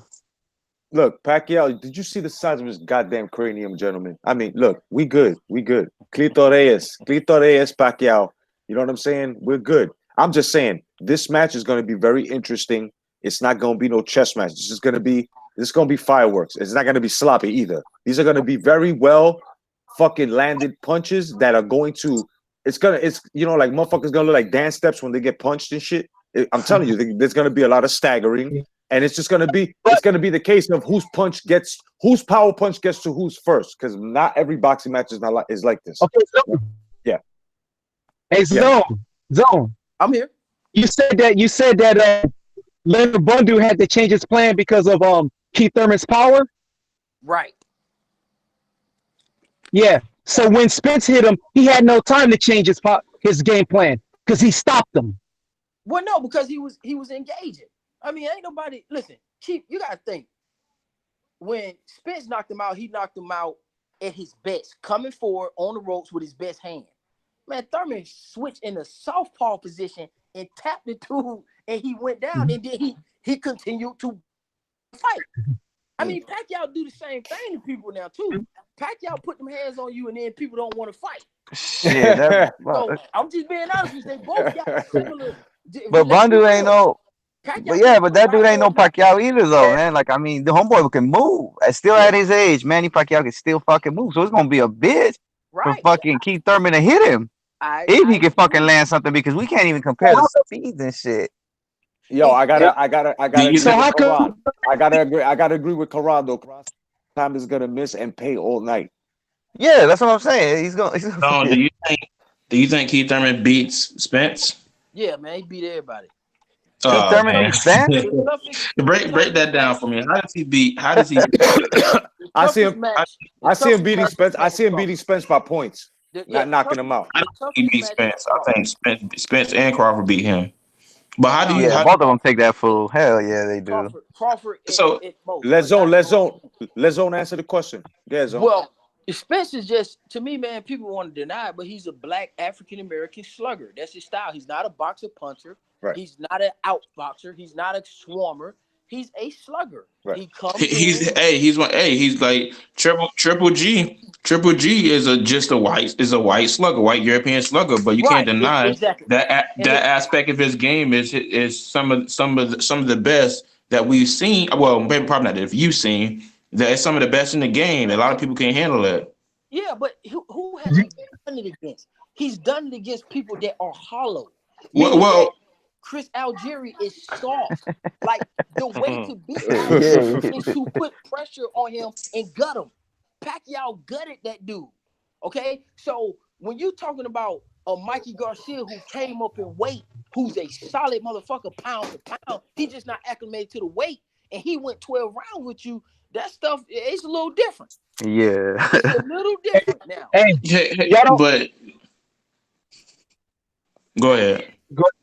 You guys don't think that Keith Thurman power is overrated? Because he sure couldn't keep Danny Garcia off of him, and he sure couldn't keep Porter off of him. It seems like when he go up in competition, he start to crumble. But that's how it is. Those are two top. People, this is the problem. People hate on Danny Garcia so much, and they use him as a knock. Like, the dude, Danny Garcia, can fight, and so can Porter. Hey, Zone. Why do you think Manny Pacquiao was still fighting at the welterweight division at 40? What's the real reason why he's still fighting? This is my thing. That's his spot right there. That's his spot. No, answer my question, my brother. Please answer my question. Why is the 40-year-old still fighting? I don't know. He fight. I don't know. You got an angle there? What? Welterweight. He was overrated. Overrated. And Keith, huh? Hold on, what you say now? You said Pacquiao is fighting at welterweight because of what now? Because this is a weak era of welterweight. He can still compete. Hold on. He finna find out. Because he fighting weak welter. The two welter. First of all, he fought Lucas Matisse. Okay. Then he fought Adrian Broner, the weakest of all the welterweights. He's a you're right. He's a floater. So he don't count. This is where it counts at now. The Sean Porters, the Danny Garcia, the Keith Thurmans, and the Terrence Crawford are the men. Okay. All right. And this is Zone. One. Let's see. I'm about to Zone, man. I don't want to body you because you're my boy. Zone, you know it's all love, Zone. You know it's all love. You know it's all love. Zone, do you think Manny Pacquiao would compete? Hold on. Do you think Pacquiao would compete at 40 in the Trinidad De La Hoya Ike Corte era? Fuck no. At 47? No. 147. Nobody. That's a man. You or would he say 40? Huh? At 140? What? You breaking up, Ross? Like. But I'm asking you. Can y'all hear me? Yeah. But you're yelling. Don't yell. Can y'all hear me? Breaking. Yeah. We can hear you, but don't yell because you're breaking up. Yeah. Okay. Let me ask you. Do you think that Manny Pacquiao at 40, if he moved up from 135, 140, and he moved up in the Marlon Starlin, Lloyd Hunnigan in them era, Donald Curry, you think he still compete at 147, or would he really move back down? No, I like him in that era. I like him in that one with Marlon Starr. I like him in that. I don't like Keith Thurman? No, let me make something clear. Manny This is Pacquiao. about all welterweights. I don't think nobody fuck with Thomas Hearns and Leonard in that welterweight era, or Jose Napoles, or the era with Ike Corte, Oscar De La Hoya. I just don't think even Floyd didn't want to go up there then. I think them three waves of welterweights is just problems. I mean, we go to Henry Armstrong and all that, but those three are problems. Donald Curry and all them Lloyd Hunnigan, Aaron Jones, that's different. Aaron Davis, I mean, they all good. Pacquiao, Keith Thurman can float in between that, but I don't know what your bottom line is, man. My bottom line is that Manny Pacquiao was still competing at 40 years old after getting knocked out, moving up and fighting top guys, and he's way past his prime. Yeah, but he's still competing. He weight drained people though. Ross Clark. Yeah, but what important facts. He weight drained people in his prime, and now that he's older, he's not. This is his first key person to fight. He lost to Mayweather, his nemesis. He lost to Bradley. And I mean, he lost to Jeff Horn. Okay. I mean, he beat Adrian Broner. That's not saying nothing. He beat Lucas Matisse. That's not saying nothing. You guys it's not. Like this guy. Yeah, but those losses are arguable though. Who's arguable? Okay, those losses. I mean, you can't give him credit for that Bradley shit. You can't give him credit for that fucking Horn shit. You know what I mean? It's like I thought they were losses, man. I'm telling they you. were. But I got. Oh, you thought that Manny had lost? If you I'm a Pacquiao fan, and I can admit Pacquiao lost against Jeff Horn. Right. I don't know if he lost so much to Bradley, but I mean, I didn't give him credit for either. Whatever. I can admit that he lost to Jeff Horn. Okay, whatever the case may be, this dude just fought Broner. He fought Lucas Matisse. He lost to Mayweather. Mm-hmm. What are we saying? I mean, he ain't fought Sean Porter, Keith Thurman, Danny Garcia, Terrence Crawford. These are the welterweights that we want to see. These are top welterweights. Broner don't even want really none of them problems with none of them. Broner ain't fought Danny Garcia himself. He dare not fight Terrence Crawford. He dare not fight Keith Thurman. But Danny Garcia got a better resume than Crawford, though. Who got a better what? Who? Danny Garcia got a better resume than Crawford. I like. Yeah. I think Terrence Crawford is more accomplished on the accolade side, but I like his resume. Who? Terrence Crawford? Undisputed and unified. He's undisputed and lineal. Look at that. Lightweight. Okay, yeah. Come on, let's be for real. He cleaned it out. But do you guys know why Bob Arum blocked the fight happening between Manny Pacquiao and Terrence Crawford at 140? Do you know why he didn't want that fight to happen a couple of years ago? Because Manny Pacquiao probably would have cleaned his clock. Manny Pacquiao was going to fuck him up, and it was going to lose a lot of money. This is all fact. You think so? Maybe. Okay. At 140, Manny Pacquiao was going to house on him. Hey, Rasclot. What is he going to do? Outbox Pacquiao? Hey, he going to outbox Manny. Hey, Rasclot, that may be the case, but Manny Pacquiao said out of his own mouth when a reporter asked him, will you be open to fighting Terrence Crawford? He said no on numerous occasions. Exactly. So what do you? Of course. And I believe his PR told him to say that. Oh no, man! You come on now. You can't do it. Whatever the man say, you got to hold him accountable for. I don't believe any of these fights. I don't believe any of them. Come on now. No, I don't believe any of them. Okay. I don't believe Keith Thurman was really injured. I don't believe AJ had a concussion, and I don't believe that he had a panic attack, homie. A panic attack, I don't believe Harrison got a goddamn shoulder injury. It was a panic attack, homie. Yo, Zone. Right. Zone, how do you break down how does Keith Thurman beat Spence and start on Spence first. Well, first of all, how does Keith? First of all, Spence is a southpaw. His liver is right in the front. Keith Thurman's a good body puncher. I don't think Keith Thurman really got to do is bang that liver, and your boy will go down. I'm gonna come back. Good ass points, yeah. All right. Yeah, I mean that's obvious. I mean, if Keith Thurman can't take advantage of Errol Spence's liver, I'm waiting for somebody to take advantage of that man's liver. Errol Spence throw them long lunging ass goddamn jabs, man. If a motherfucker don't bust that damn liver, you know how big your liver is. And you know how bad that is when you're a southpaw? That's like your number one weakness right there. And he did it before. Yeah, I got dropped like that before. He did it before because he did it to Carlos Quintana. He tore him up with a body shot. Keith Thurman also tore up Diaz with a body shot. So Keith Thurman and he tore up Chavez. So he can bang to the body and stop you to the body. I mean, if he fights and go to Errol Spence's body, he can break him down because Keith Thurman moves better than Errol Spence. He's faster than Errol Spence. Facts. Errol Spence have an accumulation of power over the duration of a fight, but Keith Thurman has that snapping one-punch power. If he's down on the cards, he can put you down on the canvas. May not be out, but at least down.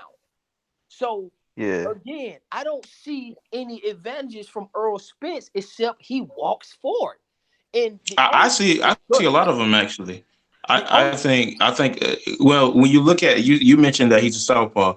I would say this all the time. When it comes to southpaws to get shots for free, just for the simple fact that most people just can't defend against them when they fighting the southpaw as far as what side they're defending against. So when it comes to Keith Thurman, you say that he has better accumulation. I mean, you said that Errol Spence has better accumulation punches over time, and I think that's going to be the deciding factor. I don't deny that Keith Thurman has better footwork and hits harder than Errol Spence. I never once believed Errol Spence was the hardest puncher in the ring. He's one of the hardest, right? But he's not. I feel like when it comes to Keith Thurman, he's going to get inside. He's going to use that lead hand and play that lead hand control and get inside Keith Thurman's jab to get inside and then use those nasty hooks that he likes to the body and then come back out and then get Keith Thurman right where he wants it, which is the center of the ring until Keith Thurman eventually start backing up and gets it on ropes.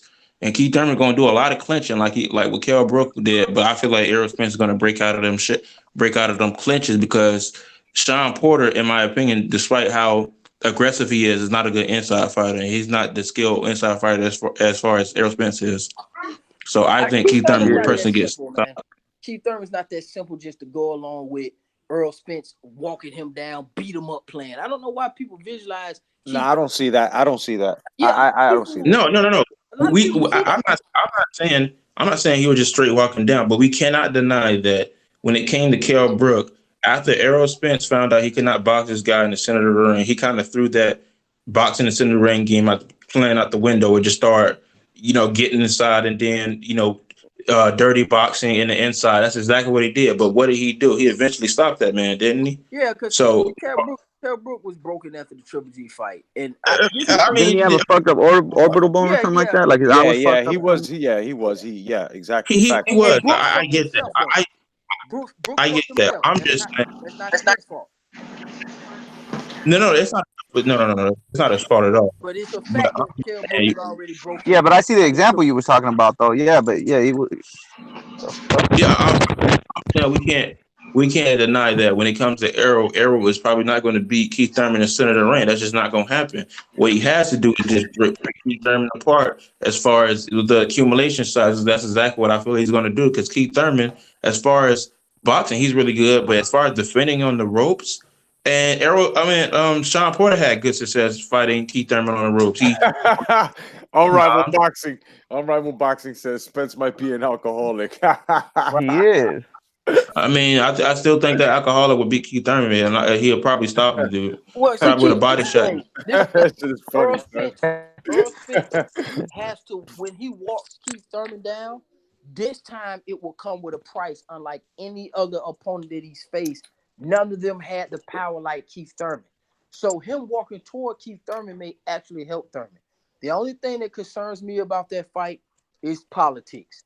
Yep. Because Keith Thurman's already fucked himself as far as having a perception of being afraid of this guy, don't want to fight this guy. So when they get in the ring and Keith Thurman moves backwards or retreats, psychologically, you're going to score it for Errol Spence because it's right on cue with what you thought. That's why I hate when these fighters relinquish psychological control. Right. See, ain't nothing I can tell you.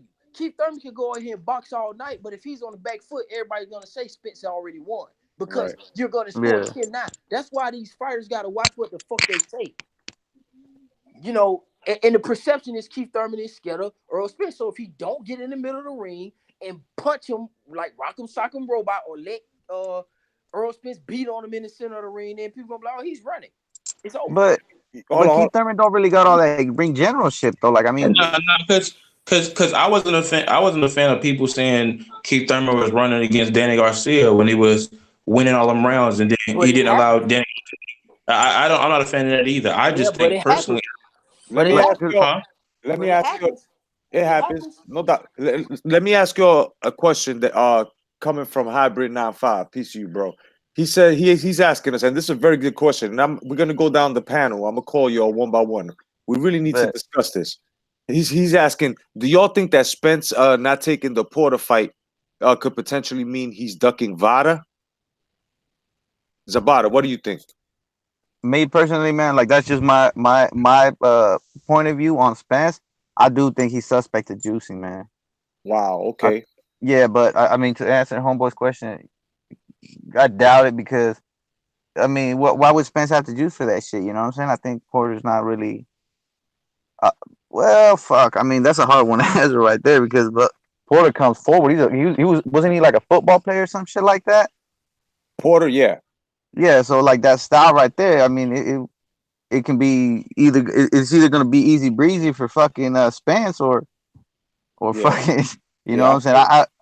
Yeah, but I mean to answer that question, hell yeah, he's probably ducking Vada. It's just like, you know what, I couldn't fucking comment, and before I get sidetracked too much, I just wanted to mention this shit. I mean I couldn't comment for like the last 3 days because I said some shit like that. Yeah. Because the dudes over there on BDA, that dude Stuart Little reported me, and he said he was gonna report me. That's gross. You know what I'm saying? For saying that AJ was on the shit too. You know what I'm saying? And then he came here, and then he ran into that Vada shit, or you know what I'm saying, or he couldn't juice for this fight, and then bam, next thing you know, my shit starts stripping. Yeah. But people do take those kinds of comments in a sensitive matter. Don't matter what color the person is. It's just people take that shit personal. But I do think Spence might be suspect of some shit, man. Okay.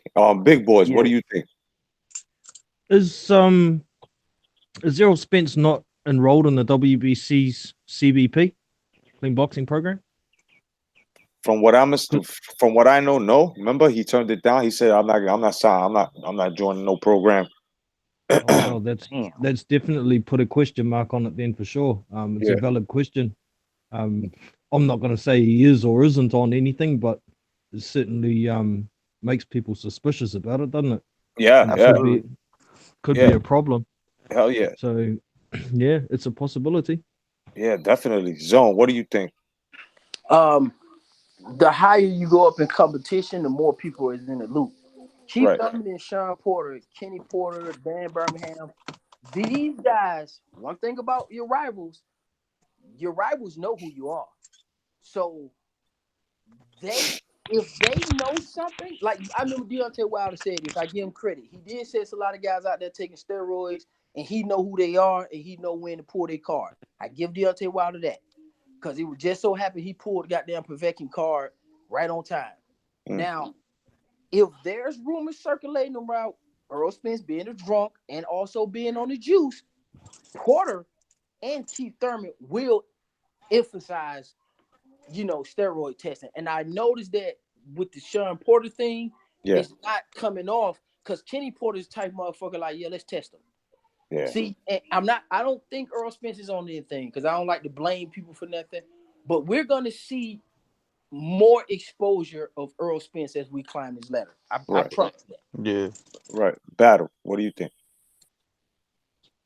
I kind of agree with most of you guys. I don't. I'm not following like Vada and whatever like enough to say that this person's on steroids. I might have my suspicions. Maybe I do have my suspicions about some Mortoys being on steroids. Myself. Because my favorite fighter is Manny Pacquiao. You know how we as far as Manny Pacquiao fan, how much we have to ask ourselves if Manny Pacquiao on steroids. So as far as Errol Spence, I say it could be any of the other, but as far as like it's kind of an innocent until proven guilty game until we start seeing most of these fighters test for PEDs because a lot of fighters just are avoiding it, and it seems suspicious on a lot of people's accounts. Yeah, definitely. I gotta fucking agree. Yo, Zone, man, you got anything you want to touch on? Anything else?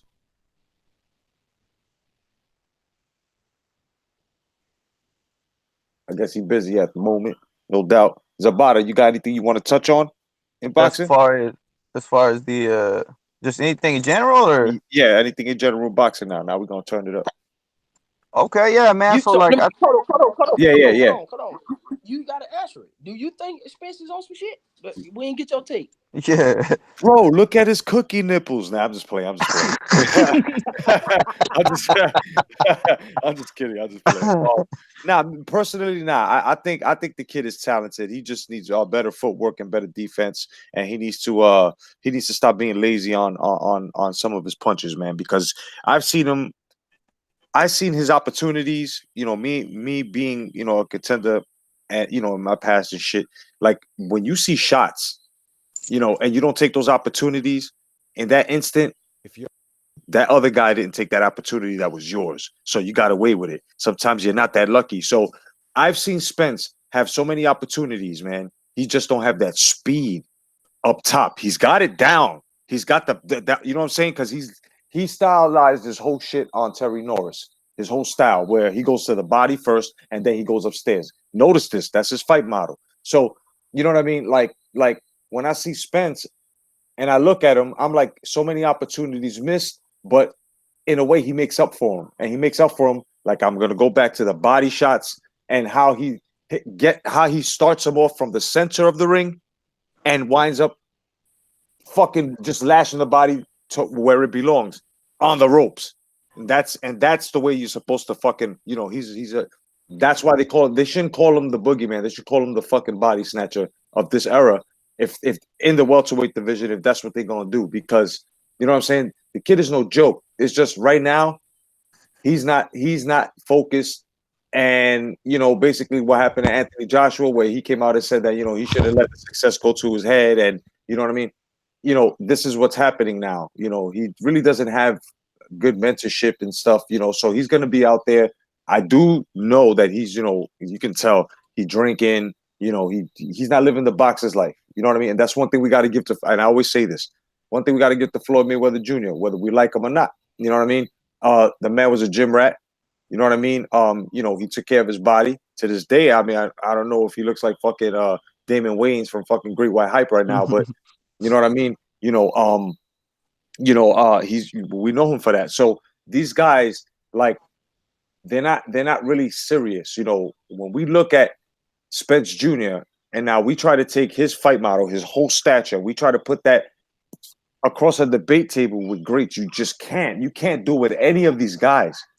I don't give a fuck how many titles you got, how many divisions you got. You know what I'm saying? For Christ's sake, Pacquiao only makes it to certain fucking eras across debate tables. That's it. Mayweather too. After that, who else? Hey, Cotto. Yeah. Hey, sorry to interrupt you guys, man. I got a jam and shit. Thanks for letting me come on the panel and shit. Talk some shit, man. No doubt about it. Okay, bet. All right. God bless. Be careful, brother. Yeah, you know what I mean? So that's my whole take on it. You know what I mean? I agree with your assessment of his style. I mean, Terry Norris all day and his opportunities, and that's what I'm saying. When it comes to people with speed, with speed and athleticism and ability to move around Spence, those windows will be there for even a Pacquiao. Yeah. Even a Pacquiao. Yep. Anybody with speed and the ability to move, they're going to be able to capitalize on Errol Spence, man. Right. It just because he's just so mechanical and stiff to me. And I mean, fighting hard is not all there is to boxing. I mean, he don't make adjustments. He fights harder. Everybody loves it. Oh, he fights harder and he breaks your will. Okay, what about people whose will doesn't get broken so easily? Exactly. Exactly. Algeria, of course. Of course. Vargas, of course. Yeah. I mean, come on, but look at Mike Garcia. Mike Garcia gave you a sample of that, and he was a lightweight. Yep. So what about when he fights Sean Porter? And man, Sean Porter might pull an upset. It might be a split decision loss. Sean Porter's gonna rough him up, man. Yeah, I think so too. I think this is where he this is where he bleeds. Yeah, I think this is where he bleeds. I think or butt or caught with a punch or smothered. Something happens. Yeah. Sean Porter does something to this guy. Yeah. He's gonna have a couple of 100,000 worth of stitches. Yep. You know what I mean? You know, because sutures are fucking expensive. You know, I'm just saying, man. You know, taking nothing away from the kid, but you know, he needs to fight the fights that need to be fought. You know what I mean? You know, I don't give a fuck how much of a fucking fanboy you are. You know, Manny Pacquiao fought the fights he needed to fight. This is why he's lasted. And you know, pointing to Rosclott's fucking point earlier, where he said that you know, Manny Pacquiao's in his 40s and he's fighting in this fucking era. Think about it. You know, there aren't any major threats, you know, and if there are, they're not fighting the fights that need to be fought. You know what I mean?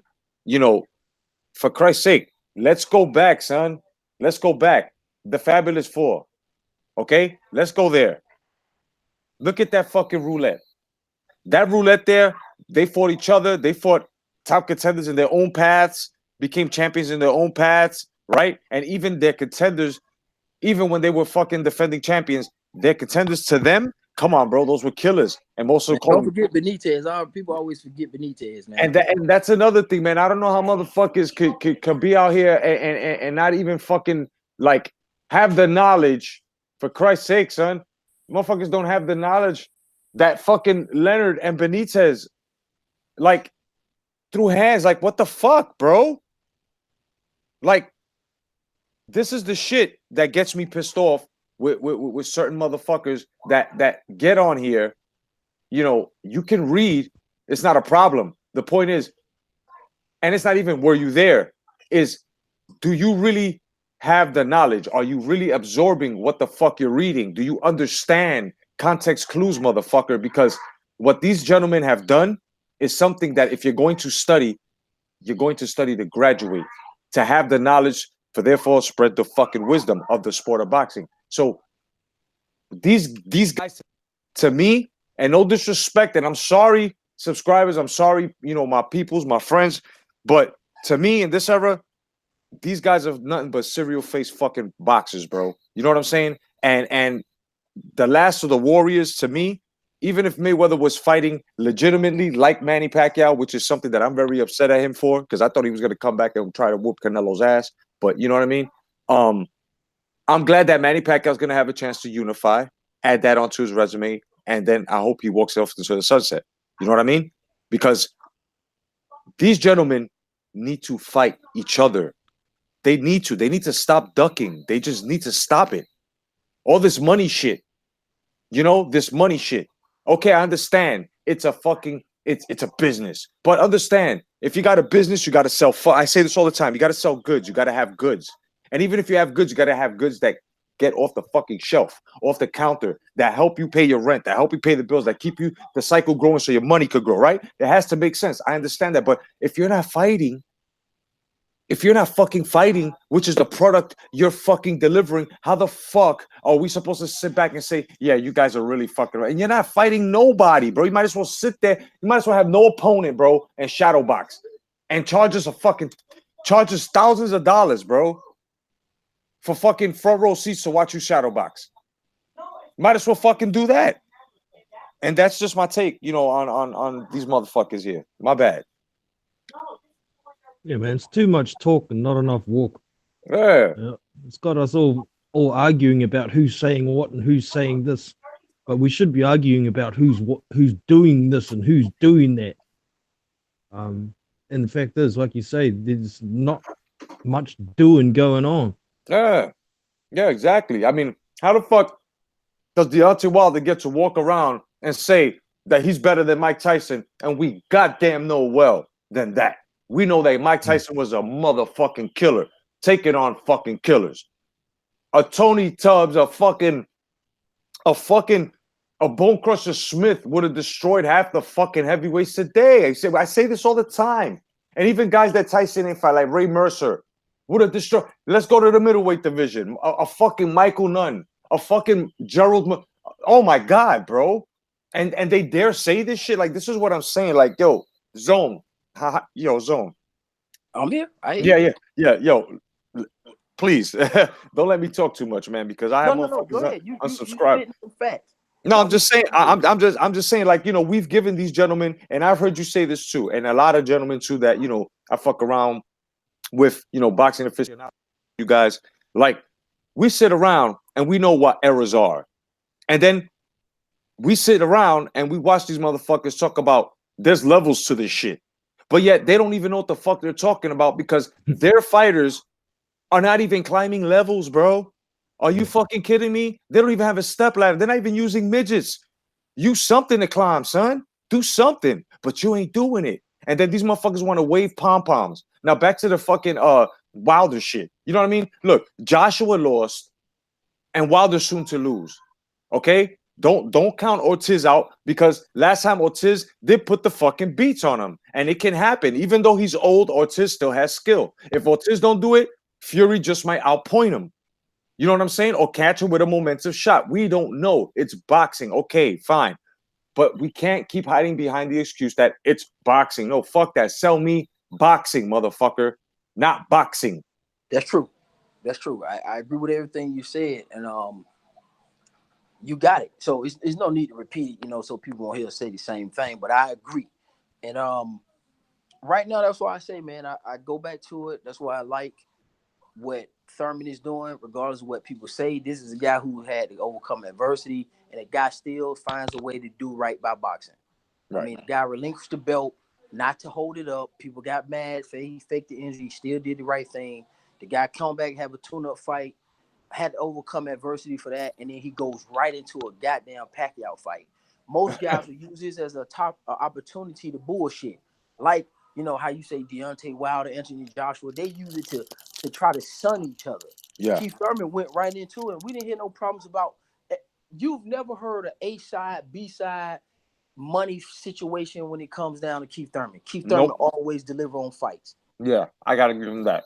Yes, I mean, that's just what it is. I mean, unfortunately, he was injured, and people don't even believe that. But the man do right by boxing. I mean, Porter does right by boxing too, and I believe Danny Garcia does right by boxing too. A lot of people give him slack, but the guy fights. Yeah, he's being physical. He's being physical. Yeah, I mean, it's these guys who, you know, these prima donnas, as you call them, Jay, that's not doing what they're supposed to do in boxing. You know, Crawford, you know, he's undisputed, man. He got that on his resume, undisputed. You know, unified, lineal. It's a lot. Yeah. So, you know, I'm ready for Keith Thurman to go ahead and knock your boy Pacquiao out, man. So we can move on to the next zone. That is not going to happen. Man, you know, Errol Spence need to worry about Sean Porter because he finna get a split decision loss with a couple of cuts and butts on his head. This is where he bleeds, bro. Yeah, he finna bleed, man. He might lose. Yo, my man's gonna have the only Rocky cuts, bro. I bet you if he loses Sean Porter, I wouldn't be surprised if he moved to 154. Right? Because if he loses Sean Porter, he moves to 154. Then he's gonna dial in and say, I was weight drained, Sean Porter fought ugly.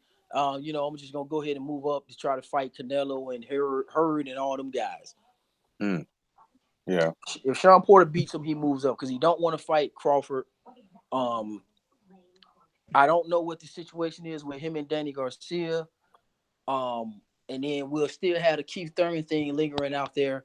But see, this might be a situation where Keith Thurman and some of these guys are going to fight at 54. Y'all know the saying, guys who grow together, go together. Yeah. We've seen guys fight up weight classes before in the same grad group or the same class. It doesn't mean that Keith Thurman and I know they sound crazy, but some of these fights might happen at 154. I was saying that too. And part 2 of them fights might happen there too. Exactly. So you might get Khan keep sticking around. I know it's crazy. Khan get a little winning streak going on. Who? Khan. Wait. Khan, Amir Khan. I'm just throwing out a name. I'm trying to think. Broner may be up there with him eventually. You know, you may see Keith Thurman and Broner finally at 154. You know what I mean? Yeah. Just to give you an example of how they can recycle some of these fights over. Yeah, no, I'm just laughing because Khan took a fight. He's gonna fight somebody else, and I think this young kid's gonna beat the shit out of him too. Khan's ridiculous, man. It's pretty hard not to laugh once Amir Khan's name's brought up. Exactly. My bad, though. Keep God in your prayers, man. What do you see becoming undisputed at 140? I don't think nobody gonna become undisputed at 140. Why not? I just welterweight. They always hold that from. It's tough. It's too many. Golden childs down there. It's too many. People love 147. They love heavyweight. I heard that Ramirez is fighting a hooker, and then he might be fighting the winner of forgot. He might be fighting Regis and Taylor. Huh. So that's a potential undisputed. Go ahead. And we can't front, man. Most of the heavyweight talent, man, that's coming up is coming from the UK, kid. You know, well, there's a few other American heavyweights out there, but they don't seem to get much shine. You know, the likes of Damani Rock and Cassius Chaney and there's also this other guy. I forgot his name, man. Ajagba. Ajagba, yeah. Yeah, that dude, bro. I got a feeling if he was to fight Wilder or Joshua, bro, I think I see, like, if he was to get better and in the future, I see a stunning victory over them, over them two. Him having one. That dude, bro. The last fight he had, bro, he put that motherfucker to sleep. I don't see him. Got some power, man. He's just way too slow. I don't see him beating any of them. No, I'm saying later on. Like I'm talking about maybe 2 years from now. You know what I mean? Yeah. I got him as my number 2 prospect. Yeah. World at the moment. You know, I need to Philip Hergovic as my first, but Efra Ajagba's got a ranked fight coming up. He's fighting a guy called Ali. What's his name? Ali Aran Demirazan, who's actually ranked with the WBO. I think he's like number 13 or something. Nice. But he's fought nobody. So, but it's an interesting fight. I think it's still a step up from his last fight. So, yeah, we'll see how he goes. Yeah. Well, I've been following him and shit, and the dude looks promising. You know, if he keeps fighting the way he's fighting and got to take tank fights. You know what I mean? You got to get that plate of armor built on you, man. You got to callous yourself, man, because if not, you get too used to having fucking soft fights and shit, and then when you go in there with a fucking dude that when you're punching him, he's just walking through your shit and just punching you in your fucking cavity and shit, and your molar, like, what the fuck, man? You know what I mean? So, what I do like about Ajagba is he's realistic. He knows he's still learning on the job, and he's got a long way to go. So, it's good to see some sense rather than I'll beat anybody anywhere all the time. So it's good. Yeah. Like if they was to talk that shit, you would know when they're ready. You know what I mean? But if they talk that shit too prematurely and then they wind up getting knocked the fuck out. Yeah. And that's another thing, Zone. No, I was gonna say that's another thing with Keith Thurman, man. I mean, I like that dude and everything, but yo, this dude talked the most shit. He got the big mouth. Yo, what business? Why did he say he's gonna retire Manny Pacquiao? Does he? He said he's gonna crucify him. I like the way Keith Thurman talking to him. Does he understand what he has done, though, brother? No, I think Keith Thurman is back to being Keith Thurman, man. Y'all gotta remember, man. Keith Thurman didn't give a fuck about none of them guys. He been talking about these guys for years. He was like, whoever had a belt, I want to beat him up. Right. And we fell in love with Keith for that. We just forgot.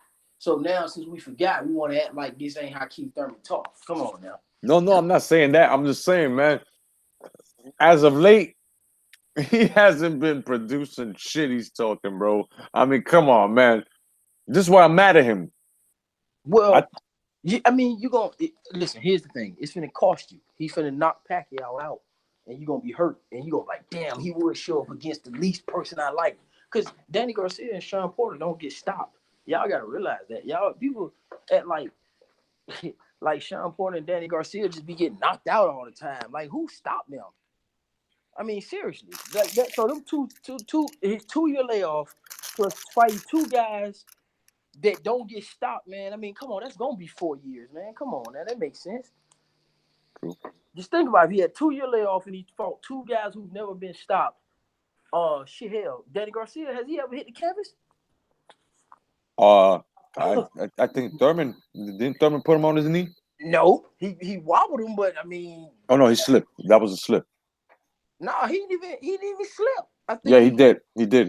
He had missed him. Okay. Yeah, he missed him. I think he went to left hook him and he slipped and shit. He missed him. Right. But yeah. Who stopped? Nobody stopped. No, nobody. No. Danny Garcia. That's what I'm saying. No, nobody. To ask for them guys to get stopped, that's gonna be a hell of a fighter. Yeah, that's true. Unrivaled asked a question here. He says, Shakur Stevenson was removed from the WBC rank due to not enlisting in the WBC CBP.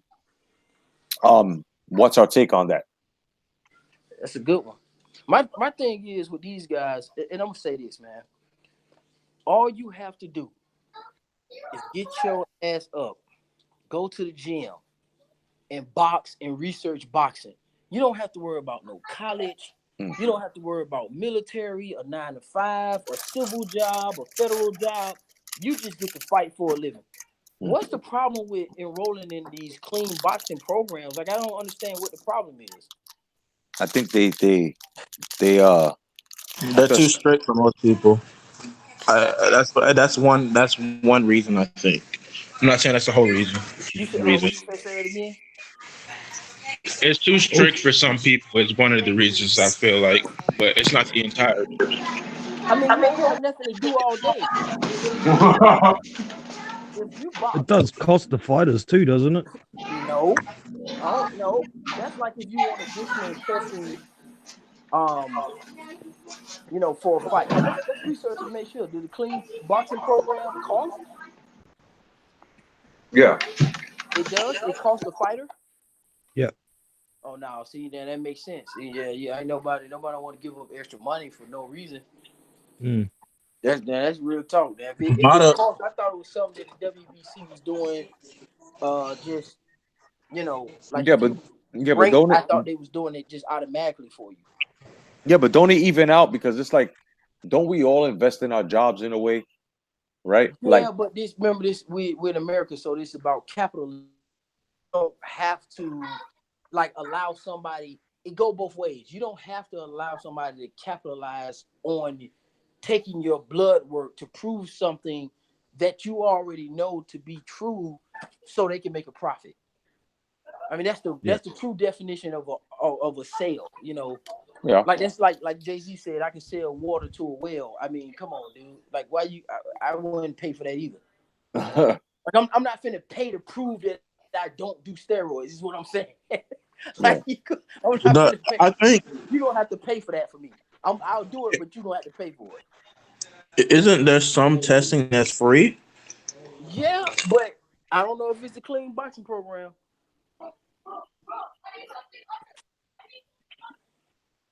I'm just saying I wouldn't pay nobody to take my blood just to show that I'm clean anyway. I ain't gonna lie to you. He said I ain't gonna shake my dick every month for a nigga. Yeah, I'm not for free, not to pay. Word up.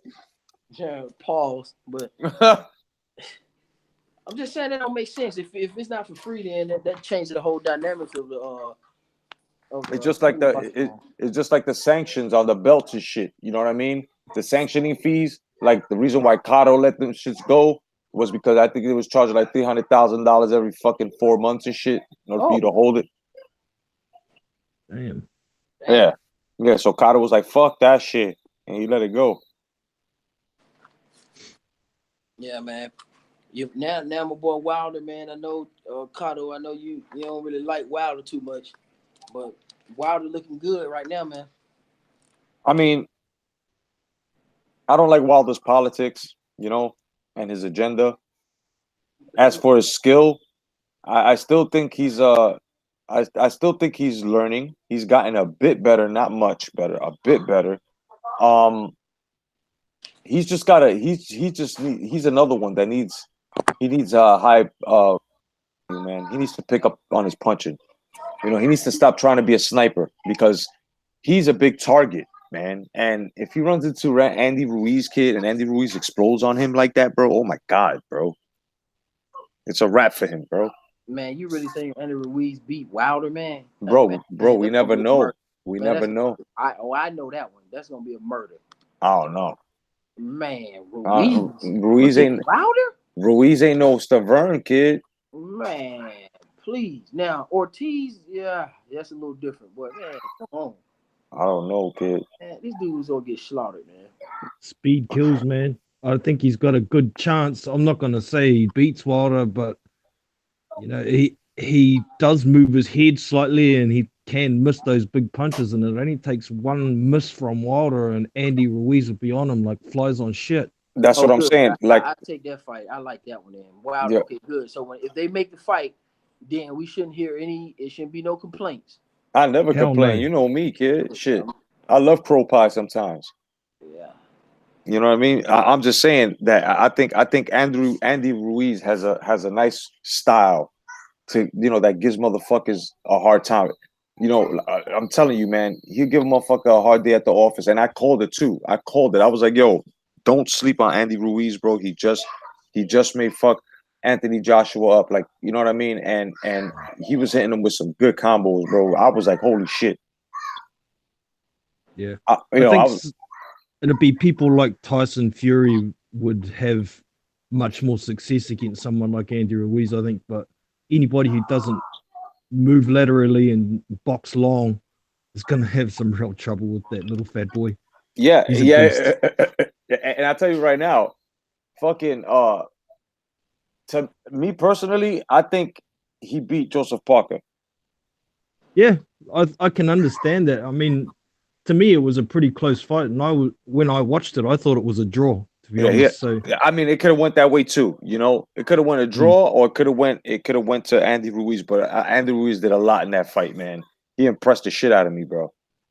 You know, I think the problem he had with that fight is Abel Sanchez coaching him. He was too cautious. He could have thrown more punches when he was in the pocket, and he could have got a clear win out of that. Right.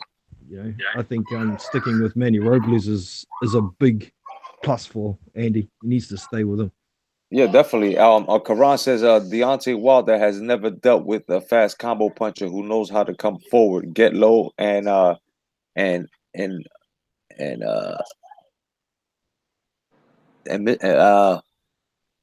is a little misspelled there, and just basically deliver a jab. You know what I mean? So I tell you guys right now, man. I mean, Karan agrees with me. I mean, if Wilder lands, bro, you know, like, oh yeah, you know, like, let's take for instance the right that Joshua landed, you know, that put Ruiz on his fucking ass bone, right? If Wilder lands his right, like, it's gonna be a different scenario, bro.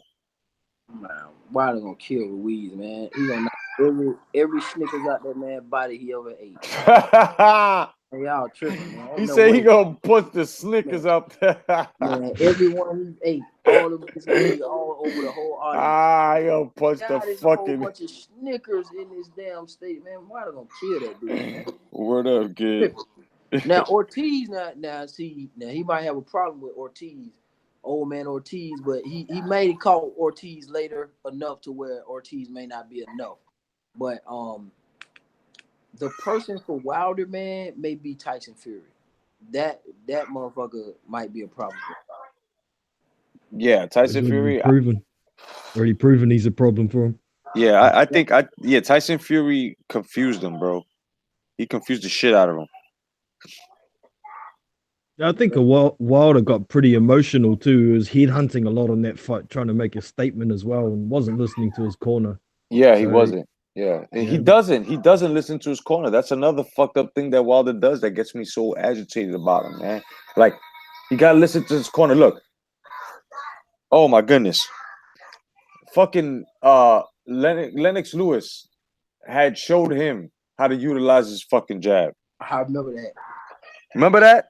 Right? It was out. It was like dark, and it was out in the parking lot. Yeah, exactly. Why the fuck didn't he go to the gym and try to Work on that, right? And it's like, you know, what the fuck, bro? That's knowledge, bro. You're supposed to, had he incorporated that knowledge onto his fucking, oh my goodness, bro.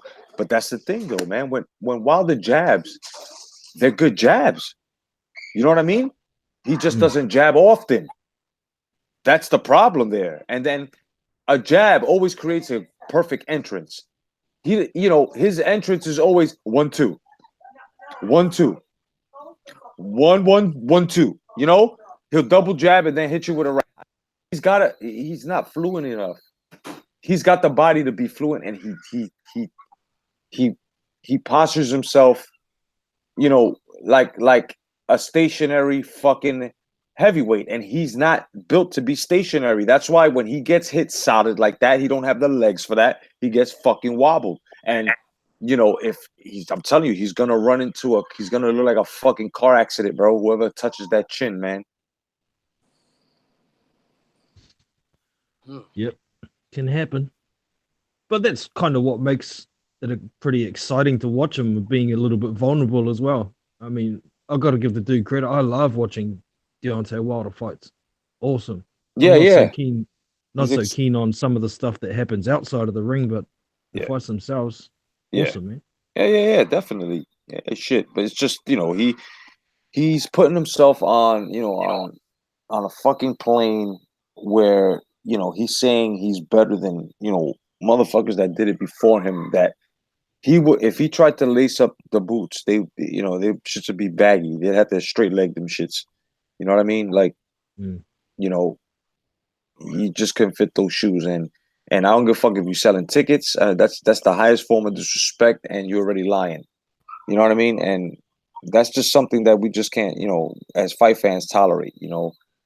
And you know, like I said, Deontay Wilder, he can improve. He just fight, like, if, you know, he chooses to stay stationary, man, and he can become so, you know, I guess it's too late right now.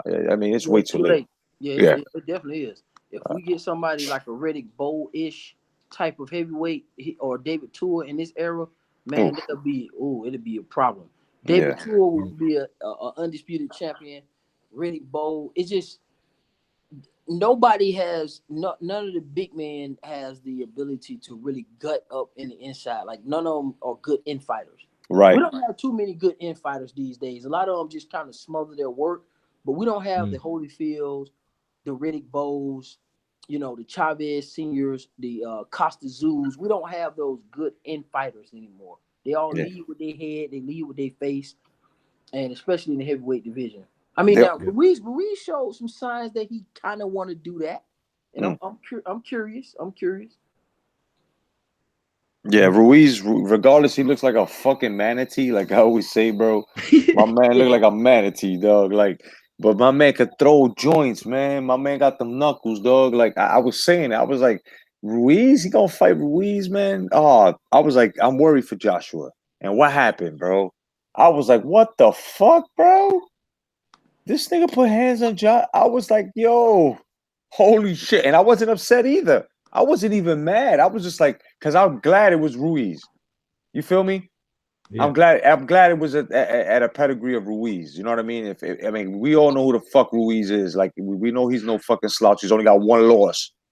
You know what I mean? One fucking loss. And that was to Joseph Parker, which was a champ. Like, come on, son. And we all know that was a robbery in some ways. In some ways, it should have been a draw. But I'm just saying, look at, you know what I mean? Look at it for what it's worth. Like, you know, so, you know, he just happened to be, you know, a fresh fighter, you know, and got the ticket. He cashed it in, money in the bank, you know, and I don't blame Joshua. You know what I mean? Because people also got to realize the man was, I just dropped a video on this. The man was in between three fucking contenders, bro. Because of one fucking contender, which was the first one, he fucking pissed hot and shit. So it was up to the second guy, which was Ortiz, who fucking gracefully bowed out like a fucking bitch, but that would have been his highest payday, and then he got stuck with Ruiz. So think about it. Whose fucking style was he fucking preparing for? Yeah, I agree with that. You know what I mean? Like, so this is why he looked confused. This is why he didn't look like the same AJ. This, all these conspiracies got to stop with this bullshit. I mean, if you real AJ fans, bro, and I'm talking to the guys from the UK too, man, because a lot of motherfuckers, like I've heard a lot of uploaders and with these conspiracies, he was concussed. Just because Wilder says he was concussed doesn't mean. Look, I already debunked it. I got AJ saying it verbatim that there was nothing wrong with him. He had no panic attacks. He was good. That's just what happened was, and like I said, between three dudes, who was he going to prepare for? So now he's got to adapt, and him being able to adapt like that, I mean, he tried his best. He just got caught. He got caught in the back of the ear. You know what I mean? And that's a shot that totally fucks up your equilibrium. Like, it's hard. Sometimes for some motherfuckers, it's hard to come back. And he wasn't prepared. He just wasn't prepared for high profile, should I say, a high volume puncher like Ruiz. He had trained to go up against a more stationary, more less yes, I could say it, lesser skilled fighter and more of a medium range volume puncher, should I say, a medium volume puncher that it was not as much as Ruiz's output in baby Gerald Miller. You know what I mean? Like, and then when that shit happened, then he had to, I guess he was still training for that. And then when he heard Ortiz, I'm more than sure that his camp was like, okay, now let's pause everything because we don't know if Ortiz is gonna take it. So either way, he still trained, but he didn't really like train for, fucking Ruiz because he was in between three fucking contenders. So this is exactly why he looked confused, guys. Don't let none of these clickbait motherfuckers and whoever got a fucking problem with what I'm saying, then you come see Jay Zilla, son. Fuck that. You know what I mean? Like, I'm tired of this shit. Stop taking away from the sport. Don't do that. Don't do that. Stop these conspiracy theories. Don't do that, man. You know what I'm saying? And then on top of that, you're contradicting yourself. You're talking shit about Wilder just because Wilder said, "Oh, he could." First of all, he said, "I heard." Motherfucker, he heard it, but we ain't hear it because we're supposed to be the media. And I'm talking to you fucking uploaders. So if we're the fucking media, I think we should have heard it too. As a matter of fact, we should have heard it before Wilder.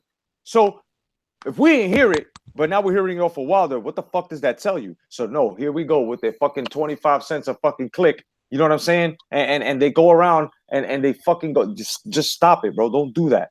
Don't do that. Andy Ruiz, he showed up, 5 weeks notice. Anthony Joshua was in between three. Both of these men did the best they could. They put on a show. They gave us the show.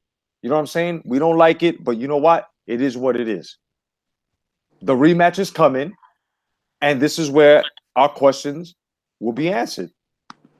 You think he win the rematch? Yeah, he already announced. He already said that he was going. He's going to go for it in November. No, I said, do you think he wins? If he wins the rematch, I think if he trains for him, do you think he wins the rematch?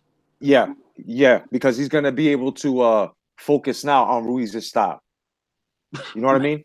He got drugged, Cotto. You did a good speech by being able to try and defend him, but ain't no excuses with Joshua, man. He got beat.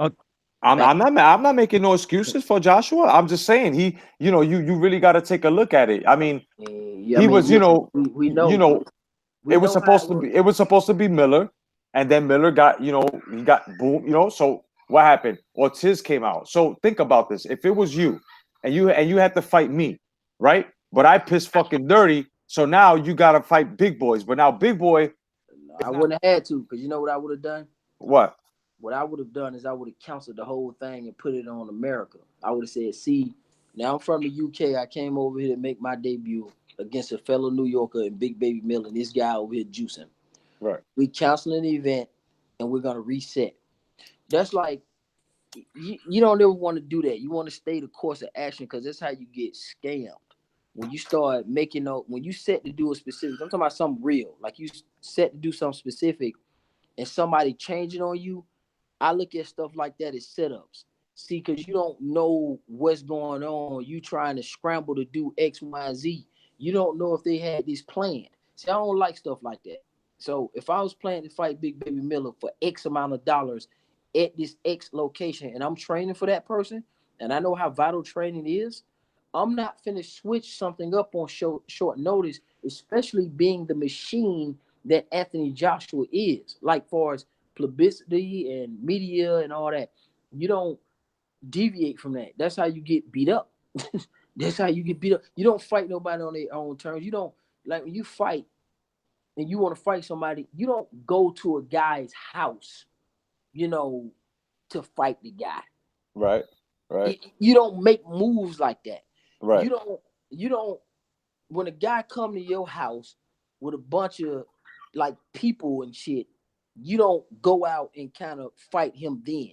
You fight a motherfucker when you know it's on even fields, like even terms. Like get his ass in the cafeteria the next day. Right. Get his ass in gym class the next day or in literature class. When you know ain't nobody his boys and nobody can't jump. You just don't make moves like that, especially with fighting. And Anthony Joshua made the biggest mistake of his life, picking a guy who was bad built, who he thought was sweet, trying to replace that opponent in Big Baby Miller, and trying to please America so bad, and he got his ass kicked. Well, Ruiz was after Ortiz in the rankings, so he was. Yes, right. Miller to Ortiz. That's what I'm saying. Like, he was scrambled in between two of these fucking dudes. Scrambled though. He did not have to. I know. I feel what you're saying. I feel what you're saying. But now check this out though. You know what I'm saying? Just like I was gonna say, like Karan said. You know what I mean? Good night, Red Glove, no doubt. You know what I'm saying? Piece of Jeanette Young as well. What's up, Jeanette? Red Glove in there? Yeah. Yeah, what's up, Red Glove? Did you say who else you said? The Fox? No, my man Jeanette Young. Okay. No doubt. Peace to you, brother. So when it comes to the Madison Square Garden, that shit sold out already. They was expecting a Joshua Miller. So when Miller fucked up, Ain't my problem.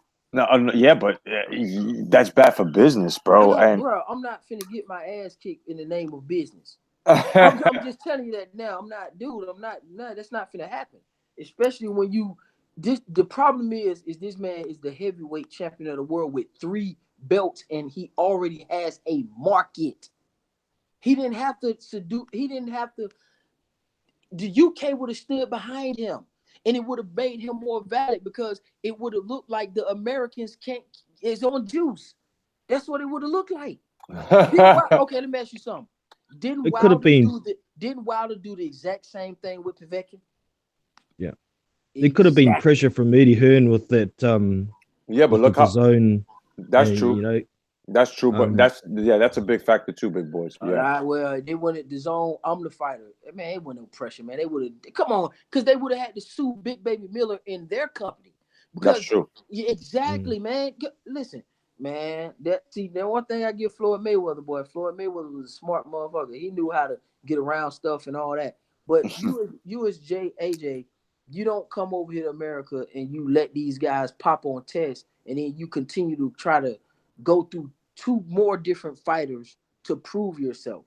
No, that's not happening, man.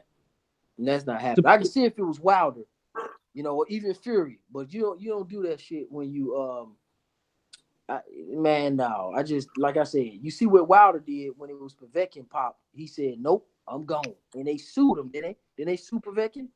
And but then they sued him back, and they got the money back.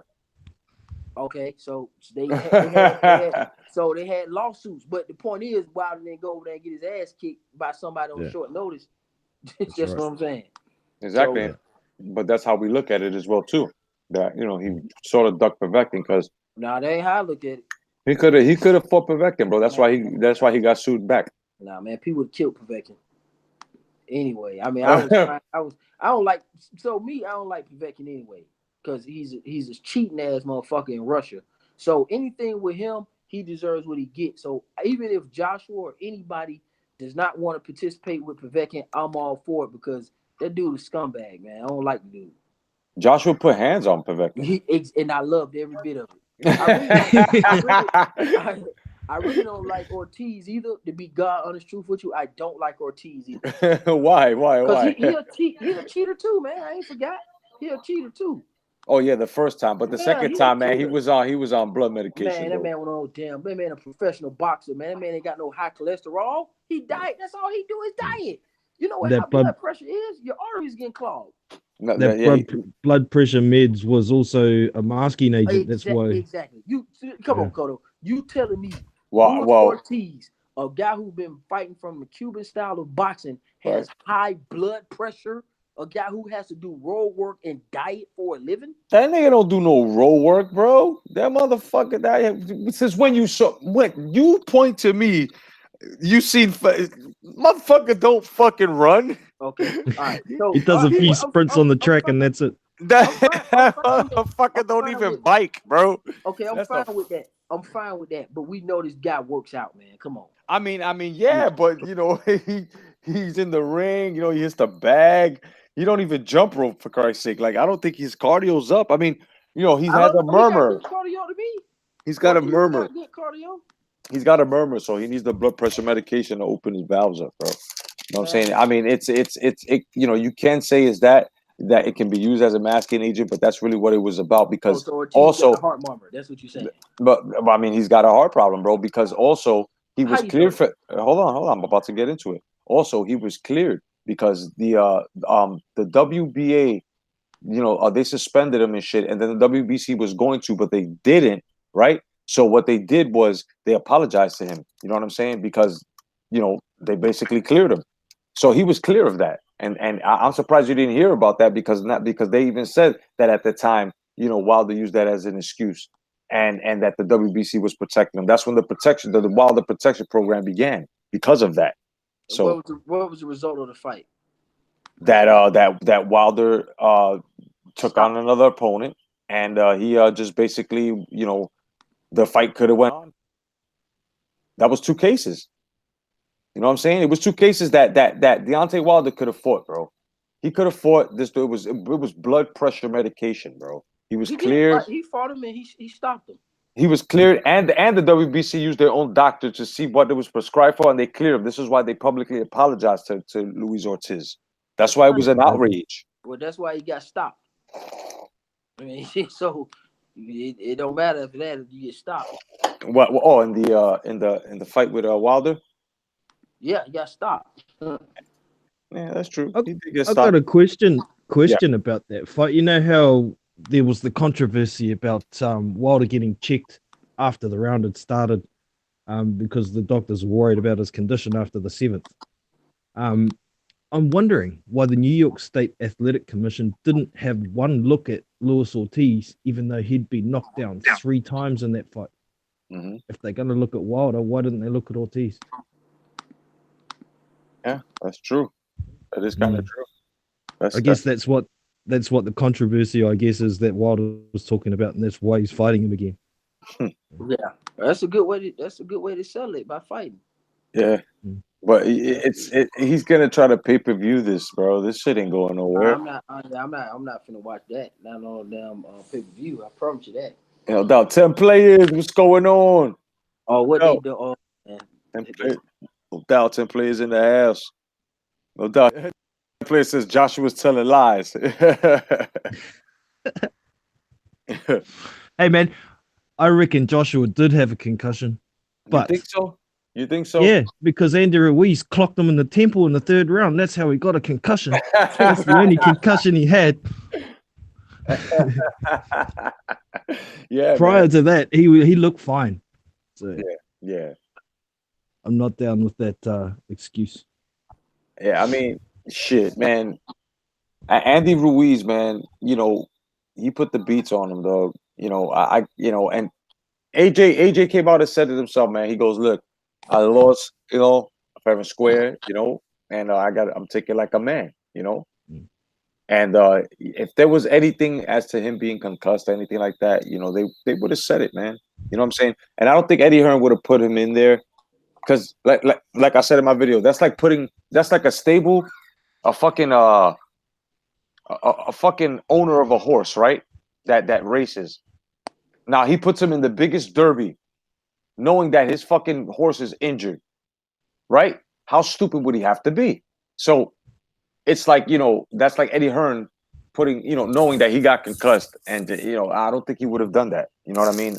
I don't think he would have done that. And if he did do that, Anthony Joshua should have been his own man and said, nah, I'm not feeling what to do that. You know, so if he went along with it as well, right? So if he went along with it as well, let's just say if this is, you know, something, but let's just say, then, you know, there you have it, bro. Nobody put a gun to his head. He competed, and we should put our hands together for him and valiantly say, yo, good try, good effort, and thank you for the show.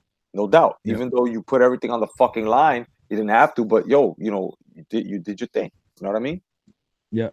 And even if there was a concussion and he decided to take the fight anyway, it's a stupid decision putting his life at risk, but it will never come out that he did have a concussion, because if it did, Eddie Hearn's liable for a lawsuit. You know, so now the reason why point in arguing about that one. The reason why I think his father lashed out at him was because, like I said, you know, it's like you putting your son under the care of someone, and he, you know, let's just say he gets into a fight, you got to watch him get fucked up. So, you know, you're gonna lash out at the person that, you know, you held responsible. You know what I mean? Yeah. But for sure. but you know, but what do you think as to why he lashed out? Well, there's got to be some truth to something for him to be lashing out. I'm sure it's not just the fact that his son lost his 3 belts. Right. There's something, but we've never really heard from Anthony Joshua's father before, so I don't know how involved he is with things. So, I don't know. He could just be very upset that he had to watch his son get beat the fuck up. Man. Yeah, it's something, man. I mean, like I said, man, it's valiant effort on his behalf. You know, Zone, I see you left the panel, no doubt, my brother, man. I know, probably calling it a night, no doubt. You know, but he gave us a valiant effort, you know, and we just got to say, you know, the rematch is coming. You know what I mean? They're talking November, and so till then, we got to just enjoy the fights that are coming before us. You know what I mean? For sure. But everybody that was on the panel earlier, man, all you boxing heads, all you crazy motherfuckers that were on earlier, thank you very much, man, no doubt. And big boys, thank you for hanging in there. My man, Zone 6, thank you very much, my brother. Thank you. And this has been Jay Cotto's and Zone 6. Basically, let's call it the International Open. And the first case was examining Spence Jr. And we got to make more of these. But otherwise than that, man, this is Big Boys Boxing along with Zone 6 Boxing and Jay Cotto the Boxing. Saying good night. God bless. Stay vigilant. Hashtag come back to boxing. May the force be with you, man. Thank you for joining. Peace. Peace.